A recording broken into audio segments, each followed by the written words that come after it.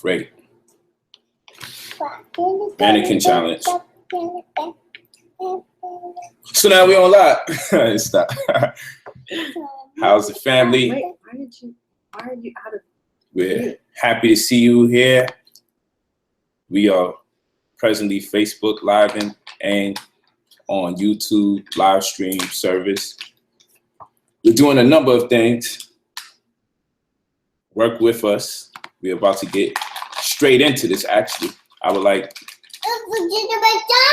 Miss Wright. Okay, all done. Thank you. I would like Miss Wright to explain who and what she is. I have to say what because she's a phenomenon. Oh, you're so kind. Thank you, baby. Tell me anything. Explain who and what she is, and let's get rolling. What do you do? Who are you? Where are you from? How was you born? Am I really about to go through all of that right now? As much as you can. I mean, I was born from the cosmos. Obviously, I'm not your average human being. Let me tell it. My name is Ashley Wright, creator, owner of Miss Wright's Way, which is a movement that focuses on natural parenting, increasing maternal consciousness, self-love, awareness, via powerful imagery, that which of our ancestors did. They spoke to us on through really powerful imagery and pictures, and that's kind of how I've been able to relay my message to the masses. Many of you guys are familiar with my thought-provoking images that incite a lot of introspection and make us question a lot of the things that are going on, the things that I say, which make you take the time to research more and to be able to receive things that POLIGHT talks about. I have a daughter who is 3 years old. Her name is Shannon Marie.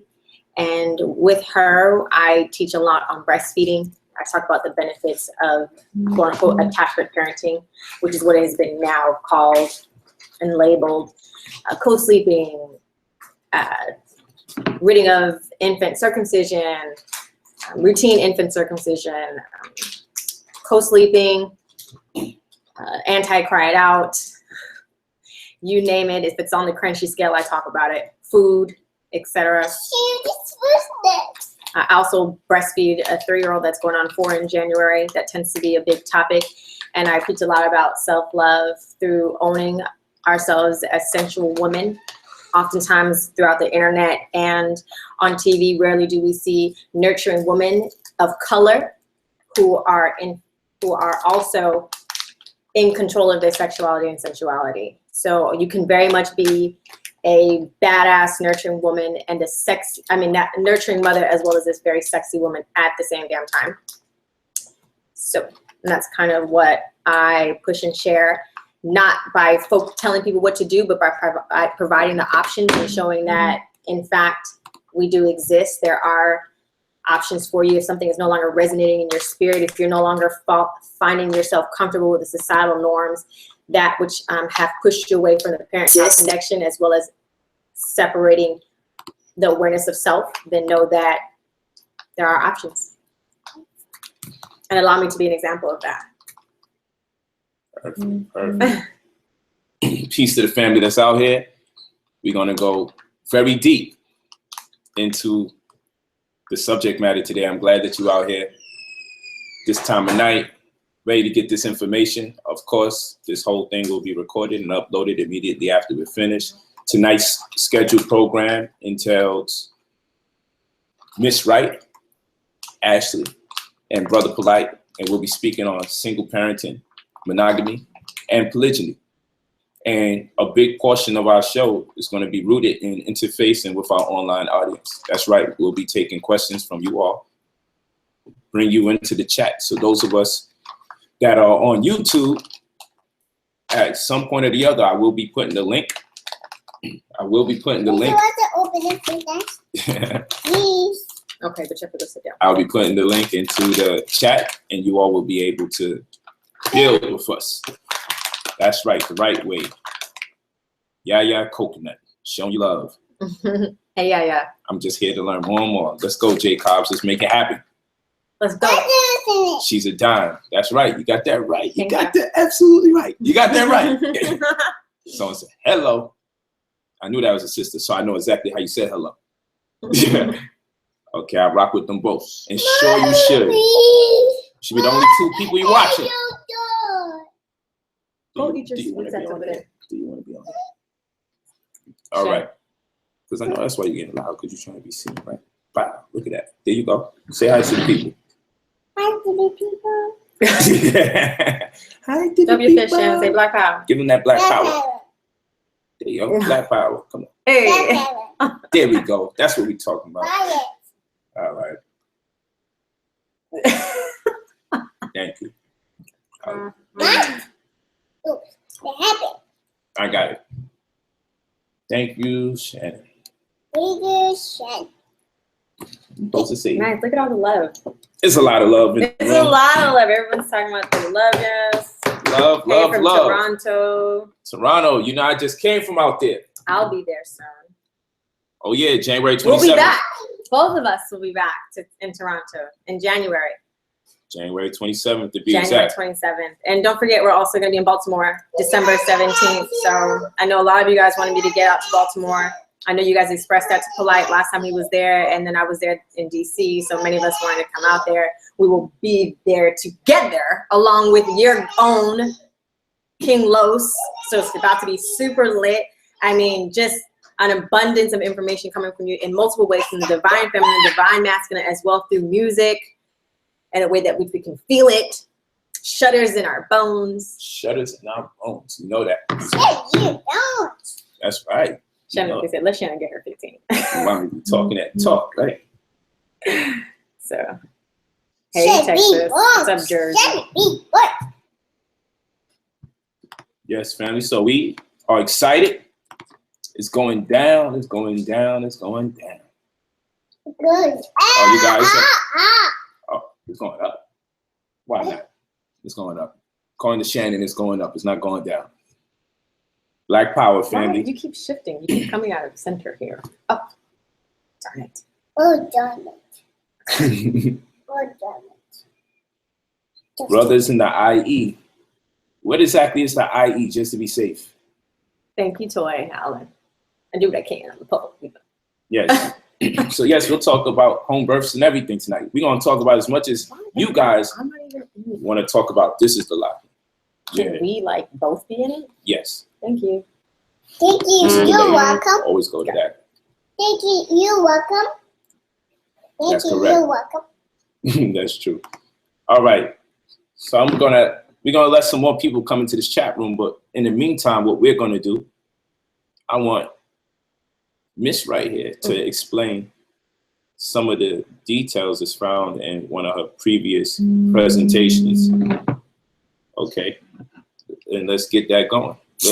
Let's talk about the baby's temperature going down when the baby's on you and she's sick, because I got a lot of questions out there about that. Sweet. So many people are not aware of the power of the chemistry that goes on between a mother and a child, specifically through breastfeeding, skin to skin, et cetera. And we often hear that these things are important or that we should do them, yet people aren't really abreast to how in depth that goes and why it is so integral for us to really take home to these things. So we all know that breast is fast, but what they also don't understand is that the breast and skin to skin actually helps regulate your baby's temperature. So we do know that oftentimes we see a lot of children wrapped up in blankets all the time, you know, say, oh, you got to keep the baby warm because the baby doesn't know how to stay warm yet, through a process of thermoregulation. So what we do as mothers is that when we put our baby on us, that we are the only people who cannot overheat the child. So we put the baby on us to help regulate the baby's temperature, right? Through the process of thermoregulation, which also plays into homeostasis, okay? So as that's happening, it is often, if they were to do it if you were to put the baby on the dad or brother or sister, Shannon, okay, or an uncle, things of that sort, with the blanket on top, the baby can start to overheat. But what the mother does is that what her body chemistry does is actually come down in temperature to keep the babies regulated. And this actually tends to go very well over when a baby gets a fever. So if a child has a low-grade fever, when I say low-grade, I'm talking about 103 and lower, you can actually regulate the baby's temperature and bring down the fever through skin to skin. And keep in mind, there's a lot of things going on when you have skin to skin. It's not just, the thermoregulation, oxytocin is being released. And keep in mind, when you are in a better mood, physically, emotionally, and mentally, you heal better. And that's what skin to skin offers. Through the oxytocin, through the thermoregulation, through homeostasis, through the feel good, through the breast milk, all this will bring down a baby's fever and provoke and promote wellness, overall wellness. Not just in the baby, but in the mother. And I know people are really like, wow, how does that work? It just does. Feel free to look up thermoregulation, homeostasis, why the babies don't have it and why we are able and capable to do these things for our child. It's that deep parent-child, mother-child connection that we are so separated from because we're not aware of how deep that goes. And when practicing these things, when having your baby on your skin, when being aware of what it is that does, then we rely less on so many things that disrupt the parent-child connection. And in fact, harm us. You rely less on the Tylenol. You rely less on the cribs. You rely less on a whole bunch of things that do not serve you or your child. Anytime you step away from something that is natural, there will always be consequences for that. So keep in mind, the more we stay in practice and in tune with these activities, the things that were made for us to do, biologically made for us to keep us together, then you raise your consciousness and your parenting and knowing that you are enough. And when you know that you are enough, when you know that you don't need anything but you, your body, your breasts, your mouth, your hands, your skin, your organs, your capabilities, your antibodies, that you take pride in who you are as a parent. And that's something that we have gone away from when it comes to our mental wellness, is that we often have become so disconnected from the way that we parent our children. So when you know that you can take pride in these things because of how you can utilize all that is that you are with She's less the best. Stop. You going crazy. She going ahead. Come on. Let me see those emojis out there with the rounds of applause. She going crazy right now. I'm having neurological DNA explosions all over the place. I'm exploding all over my body. Don't worry about that part. So I just want you to know why you going in. Okay. Somebody asked a question, the real remote. Okay. Very good brother. He asks, do you have any recommendations for what to feed a baby exactly? As far as this breastfeeding. When they start solids. So I recommend, it is yeah. suggested that a child nurse exclusively and on demand. What does on demand mean? On demand means the cues. Anytime they're showing cues of nursing, it often looks like the suckling, they put in the hands in the mouth, the gnawing, the just opening the mouth. These are called cues. And if you pay attention to them, then you should be feeding your baby every time that happens. If people are so confused with that, is because there's a lot of misinformation on how we feed our children. So people think, oh, when you're breastfeeding or you're formula feeding, that's when you feed every 2 to 4 hours, every 2 hours. No, that's bullshit.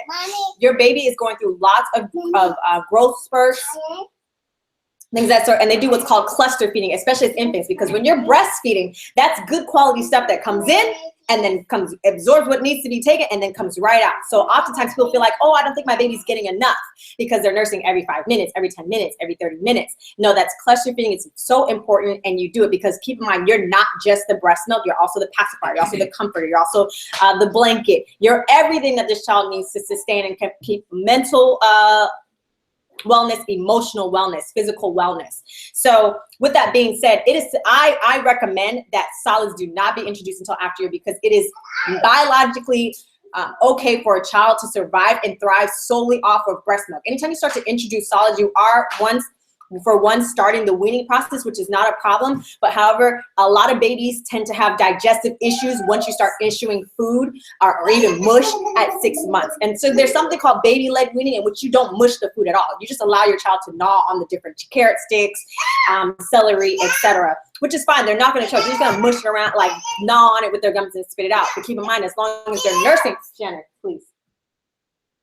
As they're nursing, you'll be just fine. And so oftentimes too, when we introduce solids too early to a child, they tend to have constipation because their digestive systems just weren't ready.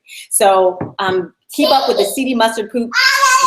Shannon, seedy mustard poop is what it looks like during breastfed children. It also smells pretty good, and allow that to be the thing for the first year. Be just fine with the first year. You can also follow your baby's needs and wants. You'll see that the child will start to express a lot of interest for food, and feel free to go ahead and introduce it. It's fine, but keep in mind, we do want to allow the baby to get just all the goodness of breast milk for as much as we can. Breast milk has all the water that it needs for the child. It's like 70-something%, 80% water, your breast milk.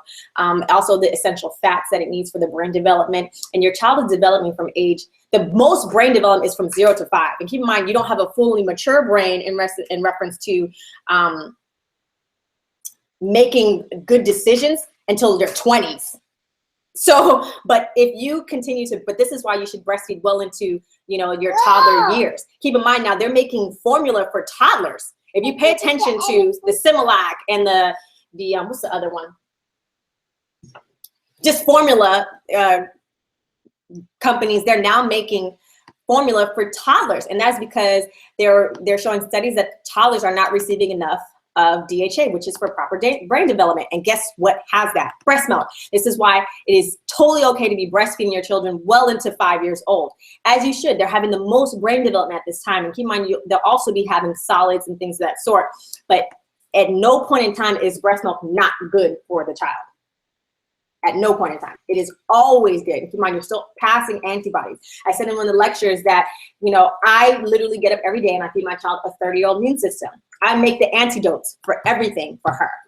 I'm feeding her all of the she needs. This is why you have that thing that says breast milk. That's that saying that breast milk babies never get sick. It's not that they don't get sick. It's just that I've already fed her the antibodies to so many different strains of bacteria and viruses. So in the event that she runs across the common ones, it's just rare that she'll have any reactions to them because she already has the fighters.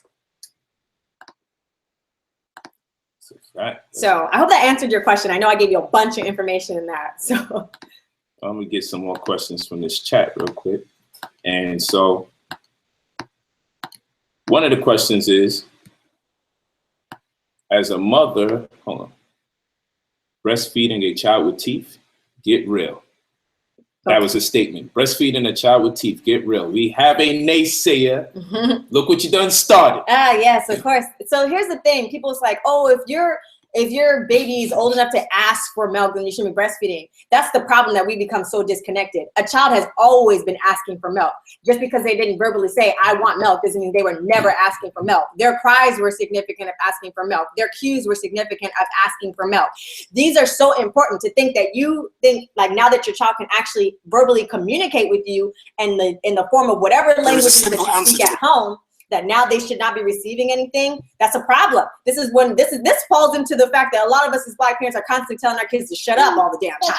To stop talking. You talk too much. Go mind your business. If we actually welcome and encourage more of this communication, imagine where we would be as a people. Some babies are born with teeth. Some babies are born with teeth. Some babies get teeth at 3 months, 4 months. Quote unquote milk teeth. You know what I'm saying? Like, how far have we come from thinking like, oh, we should not be breastfeeding our children as soon as they get teeth? What happens when they get teeth? Why is it all of a sudden this assumption that just because someone has teeth that they're not biting onto you? You guys as adults are practicing fellatio all their goddamn sucking on titties and sucking dick. Do you just go ahead and start biting on their sexual organs? Or did somebody actually teach them that they shouldn't be biting on them? I'll wait. We're waiting. We're still waiting. And we're waiting. Teeth is all of a sudden an indicator that somebody's going to bite something off. So ridiculous. Oh my gosh, you started it. Thank you for starting it. Thank you for starting it. Can formula affect brain development?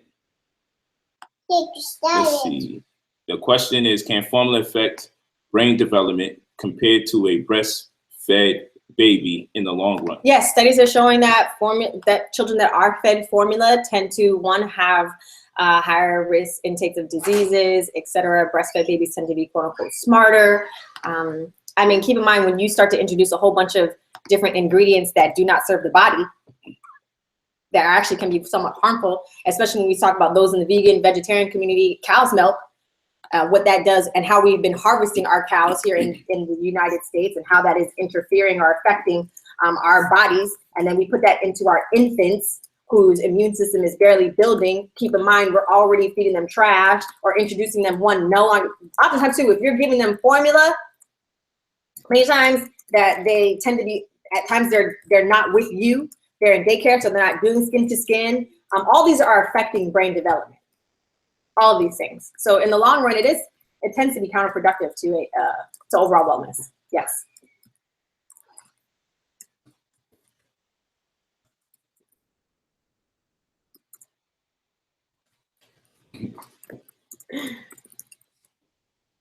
Are these going up or down, these comments? Let me see it all over the place. Let's see. And I know I gave the example of like, people tend to be like, what did she just say, you know, sucking on titties in comparison to breastfeeding? No, I'm just saying, I'm using the fact that we as humans that have teeth, that is not a direct indicator that just because we have teeth, we're immediately biting on things all the time. That's a fact. Like, has nothing to do with breastfeeding being a sexual act. Very important to note, people. There's a lot of misconceptions about this breastfeeding thing. And I think they're there just to discourage people from actually breastfeeding. You know, and keep in mind, I'm very empathetic when it comes to people who view breastfeeding as a sexual act. Oftentimes, this comes from people that experience a lot of trauma, a lot of sexual trauma as children, a lot of sexual trauma in their growing up and their history. And so I understand when we start to see breasts as just completely sexual.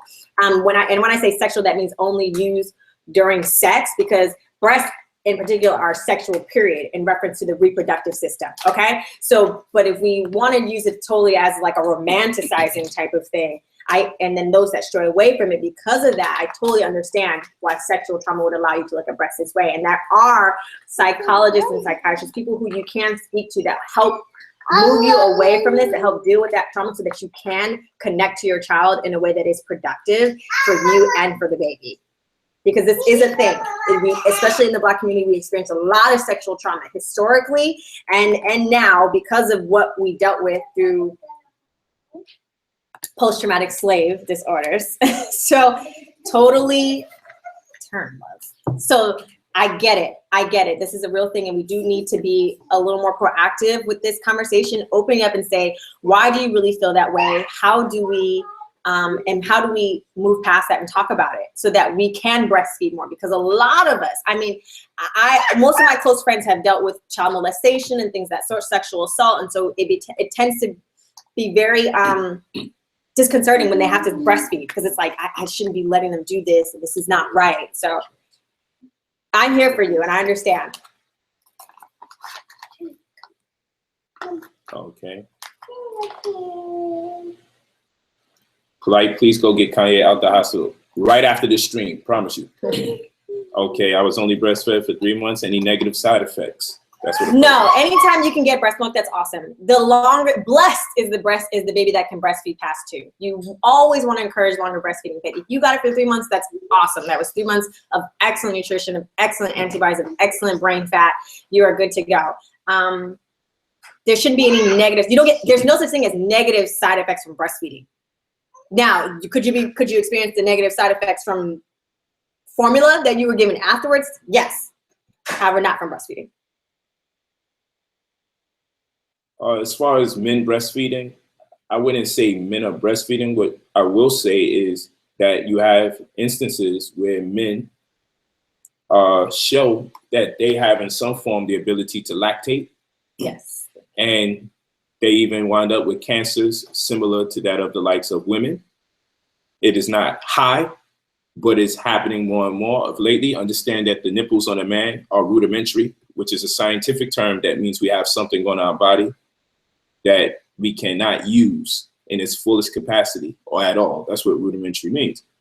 So men's nipples are rudimentary in many cases. However, there are some cases where these things happen, where men have shown that they can lactate in some form. I still wouldn't suggest that they breastfeed.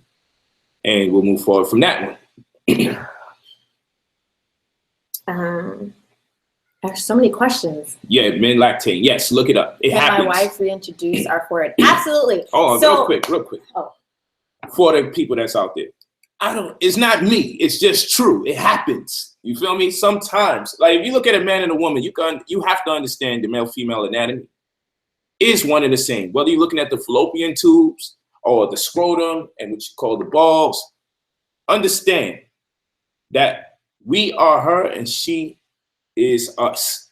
Understand that. So things will happen from time to time where women may have a lot more hair on their face than men, and men may have breast cancer likened to that of women. These things happen. Okay, that's why we don't want drugs in the community. That's why we don't want to eat foods that make us hormonally imbalanced. Okay, we don't want the hormonal imbalance. That's why we talk to you about lightening up on this time of season with the high amounts of estrogen that's pumped into the Black community, especially by way of turkey.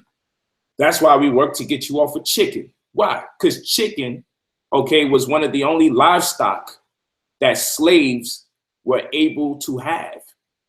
So therefore, frying became the custom to the slaves who are only entitled to livestock in the form of chicken. All right? Chicken is slave food for Black people. They understood it. In fact, in many ways, a chicken is worse than swine. I know I'm hitting you in the gut. Yes. I know I'm hitting you in the gut. Chicken's got it the worst in the harvesting practices. Chicken almost always is worse than swine. All right? But Negroes didn't want to let go of that chicken, so we slandered that swine. This is not an endeavor or attempt to get you to eat swine now. Stay off the swine, stay off that pig, but reconsider the chicken that's high in ammonia, okay, which clogs the arteries, creates fatty deposits, makes it hard for you to bend your knees over time as it is an accumulative poison. Chicken is slave food, believe it or not. And that's why I said, the slave master said, hey, if they're gonna have anything, let's give them some chicken so they could do their own little farm thing. You think he cared about you that much that he shared good food with you? No, he said, man, chicken is horrible. Let's give them that. Let's let them grow it as much as they can and eat it and kill it and fry it, do whatever the hell they want to do with it, because we don't want it. Chicken is slave food. You feel me? So that's why I'm offended with Black people in chicken terms, because it was a food that was forced on us because it had a low grade in nutrition. It is not even filled with the type of protein that we need, especially as melanated people. Another farce. We'll move forward though, because I know we'll be distracted and we are afflicting people spiritually just talking about this chicken. So I'm gonna move forward and get us back into our arena. What was the thing you was gonna chime on? Oh, I know everybody keeps asking about. So reintroducing and relactating. First of all, breast milk can be used in your oatmeal, in your shakes. If you have a woman by your side that is lactating, utilize her as much as she is willing. If she's willing to pump, so where you guys can put it in your shakes in the morning, your cereals, your or just drink it raw, like you are winning. You are winning. Everyone benefits. It's good for eczema, psoriasis, rashes, pink eye. It heals pink eye. Breast milk is a cure. It's almost like the way they use coconut oil, but in fact, it really does heal and get rid of bacterial issues. So, got a question. Interesting question. There's a question.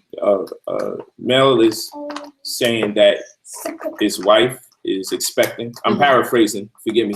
His wife is expecting a child. Of course, they intend to breastfeed. okay. They already have a child. That's a baby, relatively 3 going on 4, what have you. Is it okay for the older child to get some breast milk from? Absolutely. And let me tell you about the beauty in breast. That was a unique question. So you can, what they call, first of all, the baby's not here yet. So you have to be very careful during pregnancy and breastfeeding. So the mother has to be very aware. Breastfeeding does cause contractions in the uterus. So if you are pregnant, you have to be cognizant whether or not she's contracting enough to induce birth. If you have an older toddler that's nursing or another baby that's nursing. However, many women nurse throughout pregnancy, which is perfectly fine. Every mother is different, so you just have to watch that. Once the child is born, you can tandem feed, which is so amazing on how the breasts work, because you'll still have like if the older child nurse is on the left boob, say, and the infant nurse is on the right boob, the breast will give the difference of milk. It'll give exactly what the infant needs and exactly what the toddler needs. And you can tell the difference if you actually pump afterwards. You'll have like a fattier milk on one and a lighter milk on the other. You'll have a breast that will produce more colostrum for the infant and the other one will not, depending. It's the saliva that communicates to the breast. The mom and baby connection is a beautiful thing. And so if you just do it, like, you'll be amazed at what happens. You'll be amazed. But definitely you can reintroduce milk. You can relactate. I saw a question about relactating. Relactating is an amazing thing. If you were at once anytime breastfeeding, you can most certainly relactate. It does take some time. It does take some commitment, but you can do it. The latching tends to be the most difficult part. If you had a child that's completely weaned and trying to get the child back onto latch, it can be a bit challenging for the older children, much easier for infants. But it does take commitment, and it most certainly is encouraged. I encourage every mother to relactate, to have a child on the breast, whether it's 2 months, 8 months, 1 year, 2 year, 3 year, 4 years. Go ahead and put that child on. How about baby? She gotta use that. My ass can use the potty.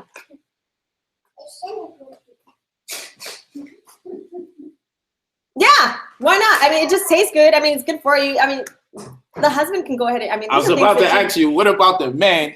First of all, you're gonna love the taste. The taste is amazing. It's so sweet, and it doesn't harm him. It can, if it's infant milk, it can be very fatty. So if like he's always having it, it's a very fatty milk. So he may want to watch his weight, depending on how much you're giving him. But you know, I'm all over them things. But I know y'all like, he's sick, but no one's gonna get in the way of me being breastfed. No, I am not. No one's gonna get in the way. That baby got to share, goddamn it. So I am not a doctor. I am, however, a doula and a childbirth educator. Like, do you drink breast milk? Of course I do. That's why I'm so healthy now. Look at me. You can use breast milk for cereals. These are awesome things. Everybody should, like I said, the benefits of breast milk go far beyond just for the infant and the mother. It is something that can be used, like I said, on eczema, dry skin, pink eye, rashes, cuts. One time Shannon had it like knocked her tooth. I put the breast milk in there. I took her to the dentist. They were like, wow, this wound looks so great. I was like, I immediately pushed it back and just squirted breast milk on it the whole entire time. Heals like crazy. So. Light looks like he drinks it. Of course I look like I drink I know, you see his skin? Look at this. This is all breast milk, baby. This is one of the secrets. That green juice. You should. Look at that, man. Y'all have no idea what it look like, how it goes down. Okay, let's do this. When did I have my last dose? Or what time the stream started? Yo, me and the baby be just staring at People make them into breast milk creams, and for your face, for lotions. Please do your research on it. You can make it with the coconut oil. You can make soaps with the glycerin. So please, like, I encourage women to utilize breast milk. Mix it. You can make it smell good. Just freeze it. Ice cream. Breast milk ice cream was a big hit in Europe. They recently released it in Paris, and it was selling out like hotcakes. Also, I'd like to make a mention and note that if in fact you are struggling with breastfeeding, like from your own breast, formula is not your second option. Your second option should be donor milk. And I know that tends to come up as something that's like, oh my God, I can't believe you want to feed your baby somebody else's breast milk. But keep in mind, this is what part of the village was about. And there are mothers that you know, close friends and things like that. There are also milk donor banks that actually have a slight pasteurization to them so that it's healthy, where they screen the mothers. And that should be your next go-to, especially if you have babies in NICU. You should not be giving them formula. They should be given breast milk, and you can request that. Oftentimes, some hospitals go directly to breast milk for their babies in NICU and do not give formula. So do make it a point to do breast milk. Second, donor milk. I am all for donor milk. And then your last result should be. I'm doing my best to get all my wives to conceive at the same time, so I could quadruple up. He's a mess on breast milk. Now let's move to the next question. You should write a cookbook, definitely. I have a cookbook. If you go to 2012stores.com, there's a recipe book that I wrote with one of my daughters.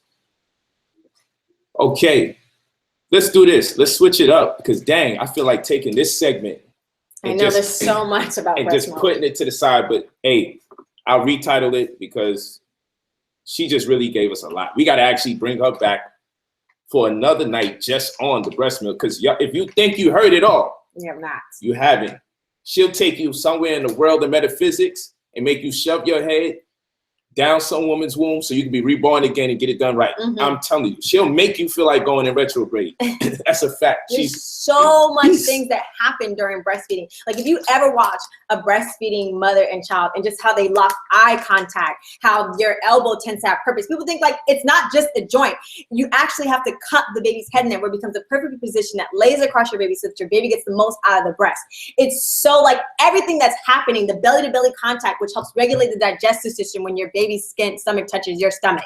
There's so much science and beauty that goes into that it takes it on a very metaphysical level in which you understand these deep connections where you are constantly smelling your baby. You know when something's off. You know when their eardrums are messed up. You can understand their different cries. Things that take you away from really truly understanding your child on another level would almost become psychic. It becomes clairvoyant.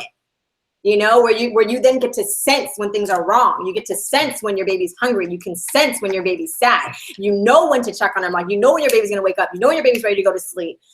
Your boobs are because your body, your breasts tingle to let you know when these things are happening. But you have to be in tune. You can get so deep into connecting to your body as a woman that you'll know when you're ovulating, and you can actually feel the release of where it came from, the left fallopian tube or the right fallopian tube. You can feel that. If you are just so present, understanding, and take the moment to really like feel your body, clear it of the poisons, and just be like so present.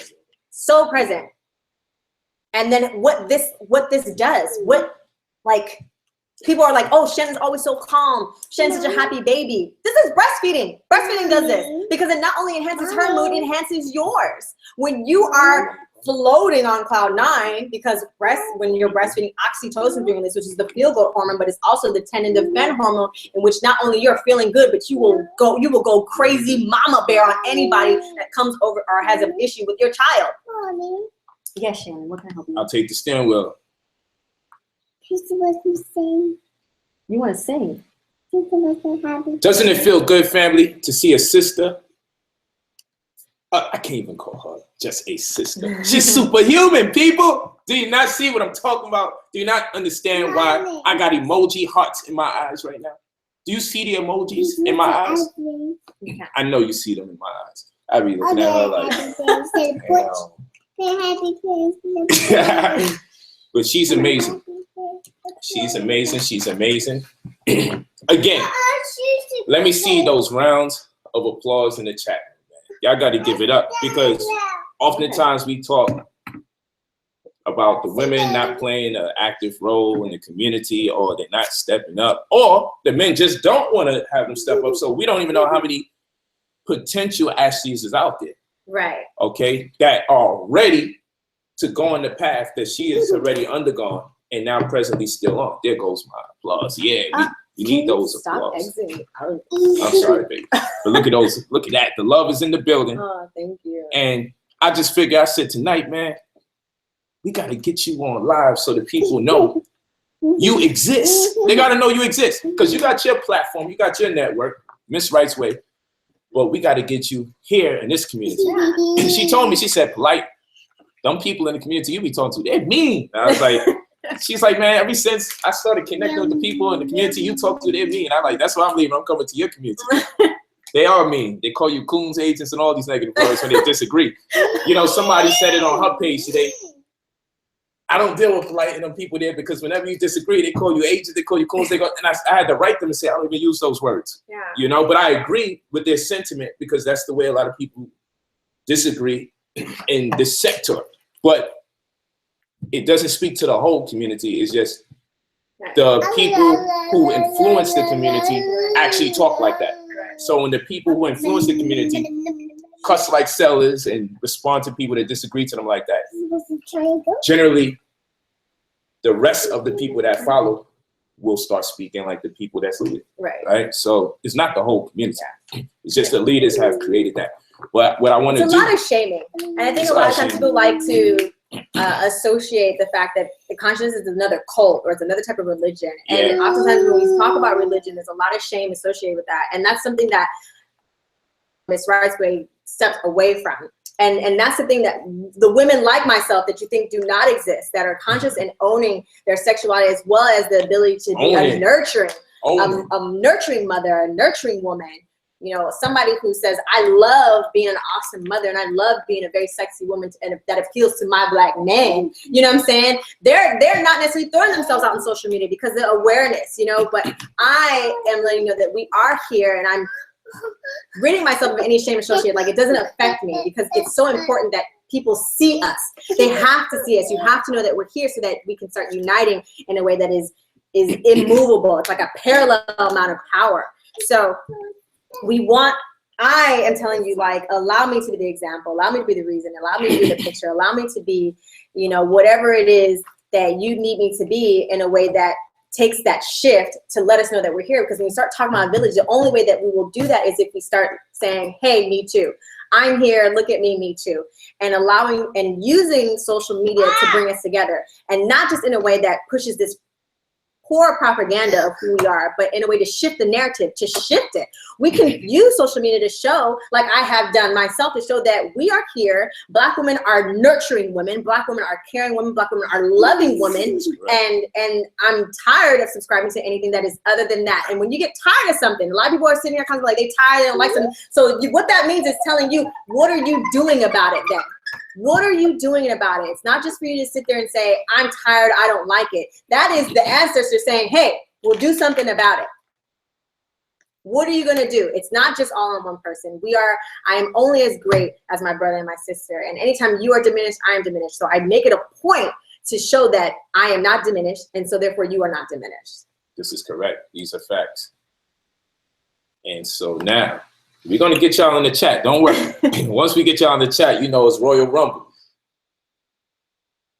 Let's go to single parenting, tonight's topic. We have to. I kind of was about to say, let's deviate and let me retitle this situation and go to single parenting, monogamy, and polygyny maybe another day, because some things are coming up. So if you don't mind, people, because you see what happened once we let her go. And now she's done created a vortex of consciousness and everybody's ready to interface. So if you don't mind, I'm going to deviate tonight from single parenting, monogamy, and polygyny. We may touch the single parenting though, but since she did all of that with the breastfeeding, I want to title this venue appropriately, because she broke down a lot about the breastfeeding. And then she starts speaking about, Polight's blushing. Go on, Negro. Thanks for blowing up my spot. Luckily for me, I'm dark enough, so my joint would have been left rosy right now. It would have been rosy red. Yeah, it's all good. It's all good. It's all good. I'm proud to blush. Very proud. And she blushed too. All I gotta do is look at her. Look. Oh, we doing that now. Such a jerk sometimes. This black woman, this guy, she's a jerk too sometimes. But she talked about being proud of her sexuality. Let's talk about this, family, because now we got a great conversation waiting to happen. So we're going to call this maternal consciousness and the suppression of the black woman's sexuality. And the reason why I want to do this, the reason why we have to deviate, because she spoke on some points and I see some questions in the chat, and it's an overwhelming consensus of people that was like, hey, are you going to talk to her about some of the pictures that she may take? And I'm like, you know what? We should have titled that as an introduction to this platform so we can do the other stuff later on in the future. Or, Polite, are you not comfortable with her, you know, in her demonstration artistically as far as breastfeeding is concerned? And what I did tell people out there is that you're a revolutionary. And a big part of being a revolutionary oftentimes demands genius demonstration. And geniuses are normally those in society that everybody disagrees with because they paved the way for new thought or for the courage to do so. So the opposite of conformity is courage. All right? Or the opposite of courage is conformity. Because a lot of people think the opposite of courage is being a coward. No, the opposite of courage is conformity. Many of us, like sheep, just follow what everybody else is doing. However, the geniuses of our class, of our warrior class, dare to be different, to initiate thought-provoking ideas, to make you reevaluate and introspect. And by introspect, we mean, why do you think what you think and why do you feel the way you feel? That's what introspection means. And if people are not making you reevaluate why you think what you think and why you feel what you feel, then they're not stimulating consciousness. And what is consciousness? The mental faculty to which end one can discern right from wrong, or conscious is being responsive to stimuli. And if people are not stimulating you with thoughts, then they're not making you create the diatribes that should exist mentally that encourages you to pave the way for new thoughts to come in. With that being said, the topic of tonight that we have to go to now is the suppression of the Black woman's sexuality, because oftentimes women of other races are highly revered through art. And when we try to do it in similar fashion, when we attempt to do it in similar fashion, it's no longer considered art. Our own brothers and sisters, in my opinion, are even more misogynistic than men when women are proud of their sexuality and endeavor to demonstrate it. I see some of the worst comments from Black women addressing Black women who are confident in their sexuality. Now, oftentimes people say, polite, you like your women wearing form-fitting clothes? That's how they can get raped. And that intimates that there's something wrong with the woman. Like she's asking to be raped. Let me explain something to the brothers and sisters out there.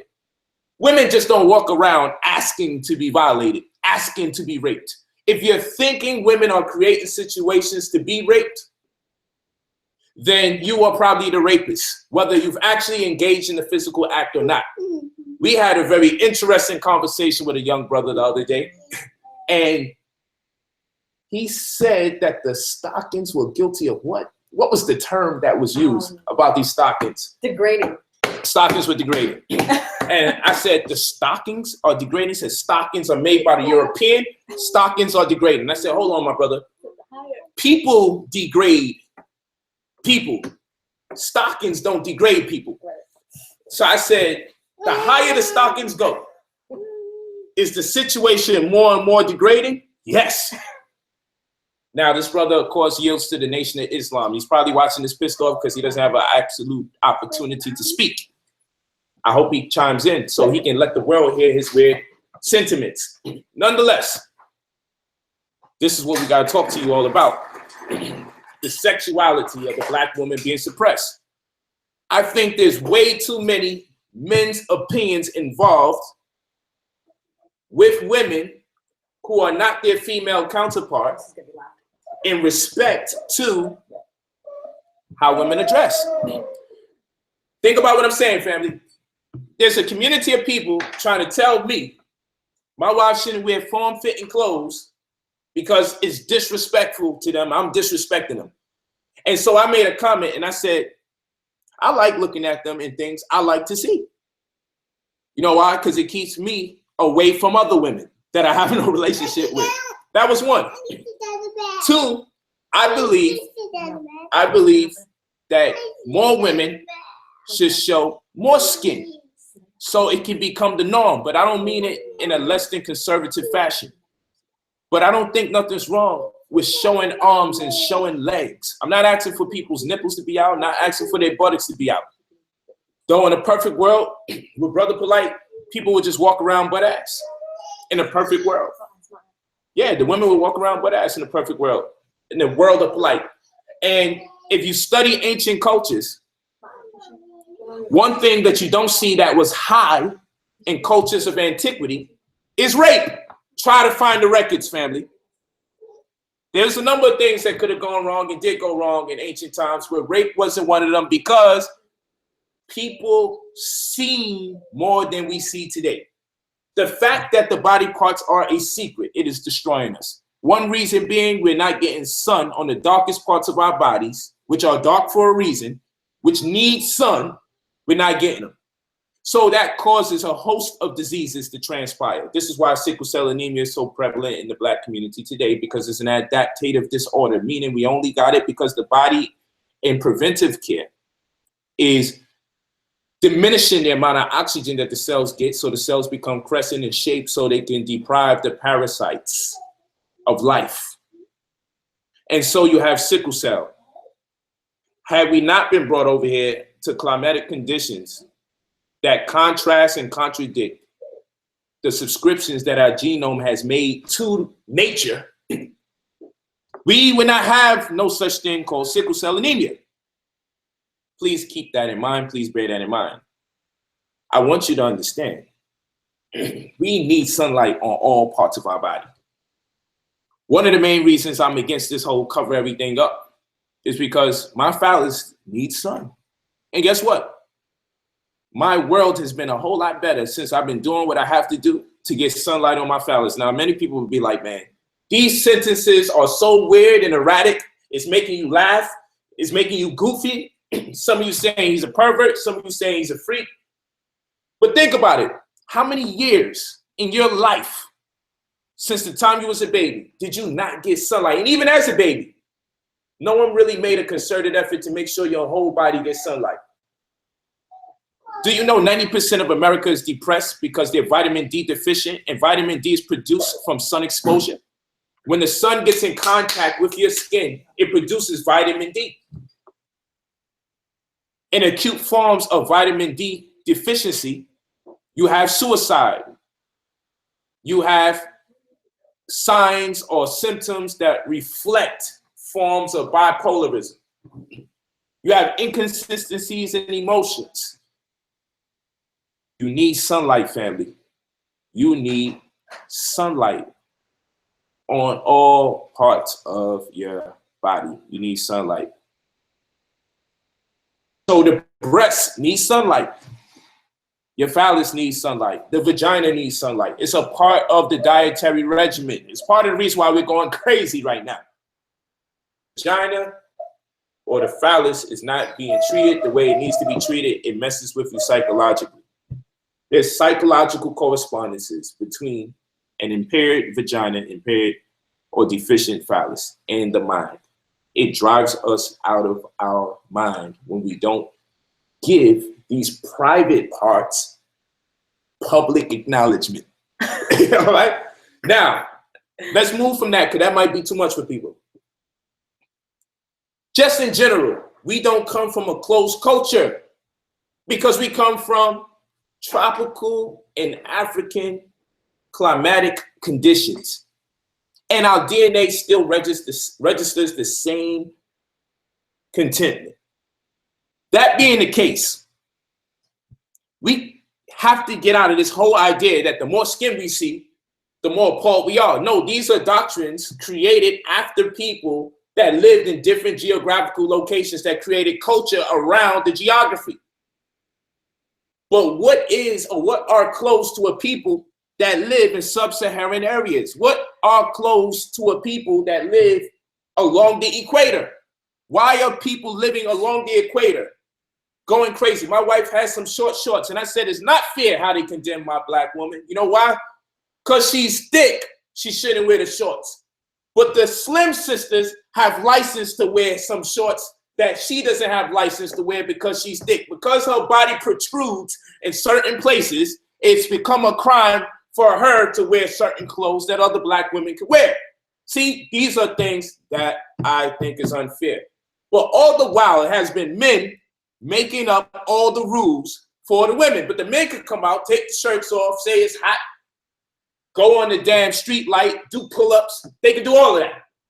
They can wear their pants completely off their behinds, show their buttocks. You see their drawers. Society has accepted it. Some people say, well, damn, your pants is too low. But nonetheless, no one's calling these guys all sorts of derogatory names. But let a woman even just pull her breasts out to breastfeed. It is the end of the world. People feel ashamed. People can't look that woman in the eye. Everyone's uncomfortable. Smart people, dumb people alike. Everybody's upset. The world is gone wild. We live in a world where people say they are against homosexuality, but every time a black woman walks by with a beautiful body, I'm told, put my head down or look the opposite direction. Do not look at her. The woman's trying to train me not to look at her. Society's training me not to look at her. And all the while, all this is doing is creating a discontentment in me that's going to create an animal that's going to wind up violating a black woman in some shape, form, or fashion because he's not acclimated to responding to her beauty. When he sees her, he hasn't learned how to just accept the fact that he's attracted to a beautiful black woman. There's too much secrets around the private parts. So much so that the more skin you see is as though the closer we get to the secret, and now everyone's acting ridiculous. So I just want Ashley to chime in, because what I got to talk to you brothers and sisters about is the double standard. And more than a double standard, it's not just a double standard that black men create for black women, knowing that they're wilding out. It's a double standard created by the world when it comes to black women and their sexuality, because I can go to a museum right now, the Greek and the Roman art. I can go to Las Vegas right now and go to Caesars. And I can see all sorts of naked statues and people walk all over there and act like it's nothing. But if those statues were emulating black people, trust me, there will be signs, take this down. This is degrading. No one will look at the body as beautiful, but the breast, amongst many things, was venerated in ancient societies, even in the architecture. And it even has a nipple on top of the dome. It was a demonstration of our appreciation of a body part that was of huge significance to our world. Even in ancient Egypt, the obelisk was created to represent the phallus, okay? It also represents the phallus. And you have immature people saying, yeah, look at them. They created statues to look like the penis. And we also created buildings that had the breast shaped there.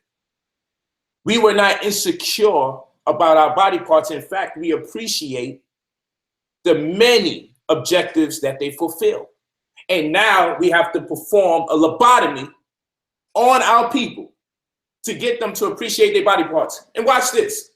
When you get mad at somebody, what do you call them? You curse them, and we know what a curse is. A curse is a form of condemnation. We curse people when we're upset with them, do we not? We call them, pardon my language, family, a-holes.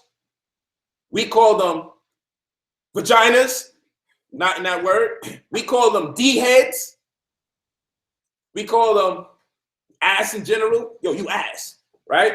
And so why do we call each other body parts that are private and sacred to us? Why do we call each other body parts when we're angry with each other? Like we're mad at these body parts. I'm so mad at you, I'm gonna call you a vagina. I am not so angry with the vagina that I have to call you a vagina. In fact, the last thing I wanna call a man is the very thing that I want to use to be intimate with my woman. I don't want to think vagina when I see my enemy. That's just weird. And then it even goes into the context, I'm gonna F you up. You feel me? Everything that deals with sex seems to have this negative connotation. And if the curse words are the body parts, then we can hear the insecurities of the people that these linguistic crimes have been perpetrated against. Okay? And that's just not even like, think about how it highlights. That's right, prickle cunt, prickle cunt. The chauvinistic, misogynistic society that we live in, because we're now saying if we call somebody a pussy or we call somebody a cunt, we're telling them they're inferior. Because why? These are references of the woman's sacred parts. We're saying like, oh, you're nothing. And keep in mind what that does. Once again, the woman is what helps build the nation. We are the first teachers. So why at all would you desecrate or degrade or put any type or put that together, that being a pussy or having a cunt or these things are of lower intelligence or of inferiority. It's just awful. It doesn't make any sense. And that's why we have to be so conscious when we talk about conscious community and awareness, we need to be very cognizant of the word choice that we use. We need to be so careful of what it is that we speak life to or what we're giving life to, in reference of how we're encouraging each other or bringing each other down. It is not just one, oh, you're just being an asshole, oh, you're just being a cunt, or you're just being a pussy. You're saying like, oh, you as woman are nothing. And now I'm going to compare you to a woman who's nothing because I want you to feel low. And then what does that say about the woman who's standing next to you? That what are the subconscious messages that we're saying, especially when we start talking or we say these things to our children, to our young girls, and then we expect them to be great. And then so what happens is, especially in the Black community, you got these rough young women. You got women that are coming to be very angry, or they have to feel like they have to be like man or be very chauvinistic as well, and as weird as that may sound. And then you have the mothers who feel like they have to be the absent fathers. I mean, this is all because you've constantly degraded the woman over and over again. In our language. Think about it. Let's change our conversation, family, and I'm gonna tell you why. The next time a Black man dares to call me a vagina, I would say thanks. Okay. Yeah. I appreciate that. Exactly. I appreciate that. Now, D-head, we might have to go to war. With the vagina, I'm going to reciprocate the ties. But overall, using the sacred parts of our body, the most magical part, if you didn't believe in magic at all, but you had to find something in existence, highest inclination towards magic, that which brings forth life, it would have to be the very things we use to castigate each other with verbally. It would have to be our penis. It would have to be their vaginas. It would have to be, well, maybe not the butthole, but you know, I mean, in some cases, some people, it is inclusive for some people, but nonetheless, do you believe amongst all words, these are the words that we use to disrespect each other? And I'm gonna tell you why again. It's all part of the religious rhetoric. Let's do this again. So Adam and Eve did something in the garden that when God came around, they had to get fig leaves and sew it up and block their private parts. Here we go again. Shame, shame, shame. We are ashamed of sex. And so what happens is when a beautiful woman walks by and we see her shape, we've been taught to shame her because we say things like this: those parts belong to her man and only her man should see those parts. And I'm like, is she even completely naked? And in my world, in a perfect world, women would be able to walk around naked so long as the weather's right, in a perfect world. Because why should she have to impede on her ability to raise to the highest class or form of health? Because the men are too uncivilized and lacking in discipline to allow this woman to get her son on? Listen to me. We're still accepting callers, right? We'll do that. Yeah. We'll do that. Sorry.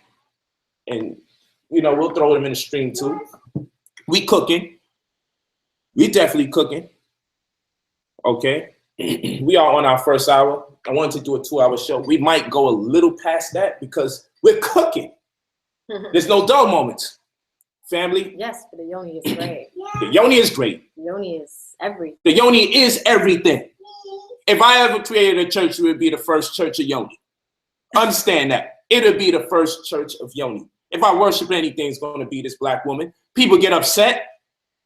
But I say women had the opportunity to worship a man, not even of her race, for all these years. If a woman can worship a man, why can't I as a man worship a woman? Why can't my Jesus be a female? My Savior, be real and right in front of me. As far as I'm concerned, this woman is my Savior because this woman is feeding the nation from her boob. Which from leads her breast, to consciousness. which leads to consciousness. Hey. A man's consciousness is enhanced. A woman's consciousness was enhanced from the time they were young. When we're young, we get our digestion, our immunity, and our IQ all an upgrade when we're breastfed. especially by way of that colostrum fluid, that yellow liquidy fluid in the first months that that child is born. This is only created specifically for that child at that particular point in time. And whatever is lacking, it brings it up to par. Whatever is great, it brings it to the point of exceptional. This is something we only can get from our mother. This is something we only can get from our mothers. That being the case, we have to talk to you, brothers and sisters, about celebrating one's sexuality versus being promiscuous. What the heck is actually promiscuity? What is promiscuity? What is it? Because a lot of times I see women celebrating their sexuality, and people do this all the time when they try to disrespect me online. They say, well, Polite says he likes when men look at his wives. I said, because you guys are constantly telling me the way that other men are looking at your wife. I would feel a way if men wasn't looking at my wife. I would be wondering, am I with men? So they take that out of context and make it sound like I'm selling my wives to other men. No, let's be clear. I like my wives to be the way I like them, whilst at the same time they don't lose themselves. Hopefully what I like is in conformity with what they like amongst themselves. Sometimes I'm going to do something the way she wants me to do it because it appeals to her. Sometimes she's going to do something the way I want her to do it because it appeals to me. Because when I say these things, people say, oh, that's so misogynistic. Why she has to do her hair a certain way?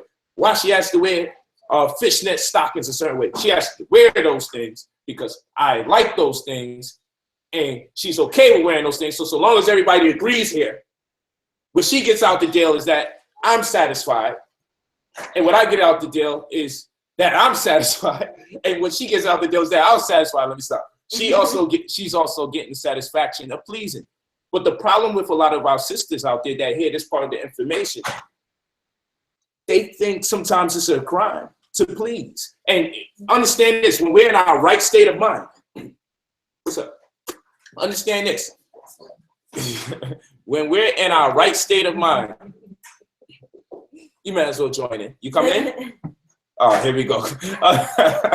Understand this. Friend, that's my best friend. That's my best friend. When we're in our right state of mind, yeah, you gotta get close. When we're in our right state of mind, we got Ra'et in the building. Hey. Roll the R. Y'all never roll the R. It's so disrespectful. She's Ra'et. Ra'et. Ra'et. Oh, Ra'et. Oh my God. So understand this. Pleasing a man is not the end of the world, family. Sometimes women make me out to be misogynistic. I happen to talk about the part where I want to be pleased. And then women say, who the heck is he? Who the hell got to please him? But in people's natural state of mind, to sustain your relationship, single parenting, right? It's the reason why some of y'all are single parents. This don't go for everybody, so don't think this is a shot for everybody. But we have to make this clear. Some people, why is Matt interested? Some people think it's a crime to please their mate. They actually say things like, why I gotta do this to please you? She used to do that. That's why she looked guilty. But anyway, like, why I gotta do this just to please you? And I'm like, because you'll get better results in the relationship if you make me happy from time to time. It happens. Sometimes just do the damn thing so you can see what kind of results you may get. You'd be surprised what you get. My wife, Aminette, sometimes she don't even want to wear shoes. She love buying them. Sometimes she don't wear shoes. But sometimes I'm like, boy, I just need you to wear some shoes today. And I need you to wear this dress. She's like, this dress? Why? Like, people looking at me like this.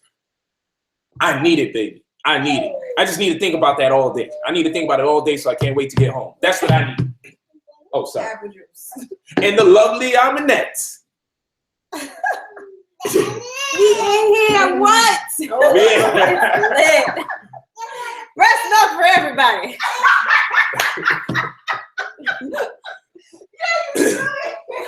Get the shot glasses. I'm gonna get the Turn up. Get the shot glasses. She's silly. I know, it's a mess. Yo, but listen, we gonna have adult conversation here or not? Let's get to the adult topic. Let's get to the. I can't look at this. It's a little delayed. Let's look over it. Yeah. Let's get to the adult topics. The adult topic is this, family.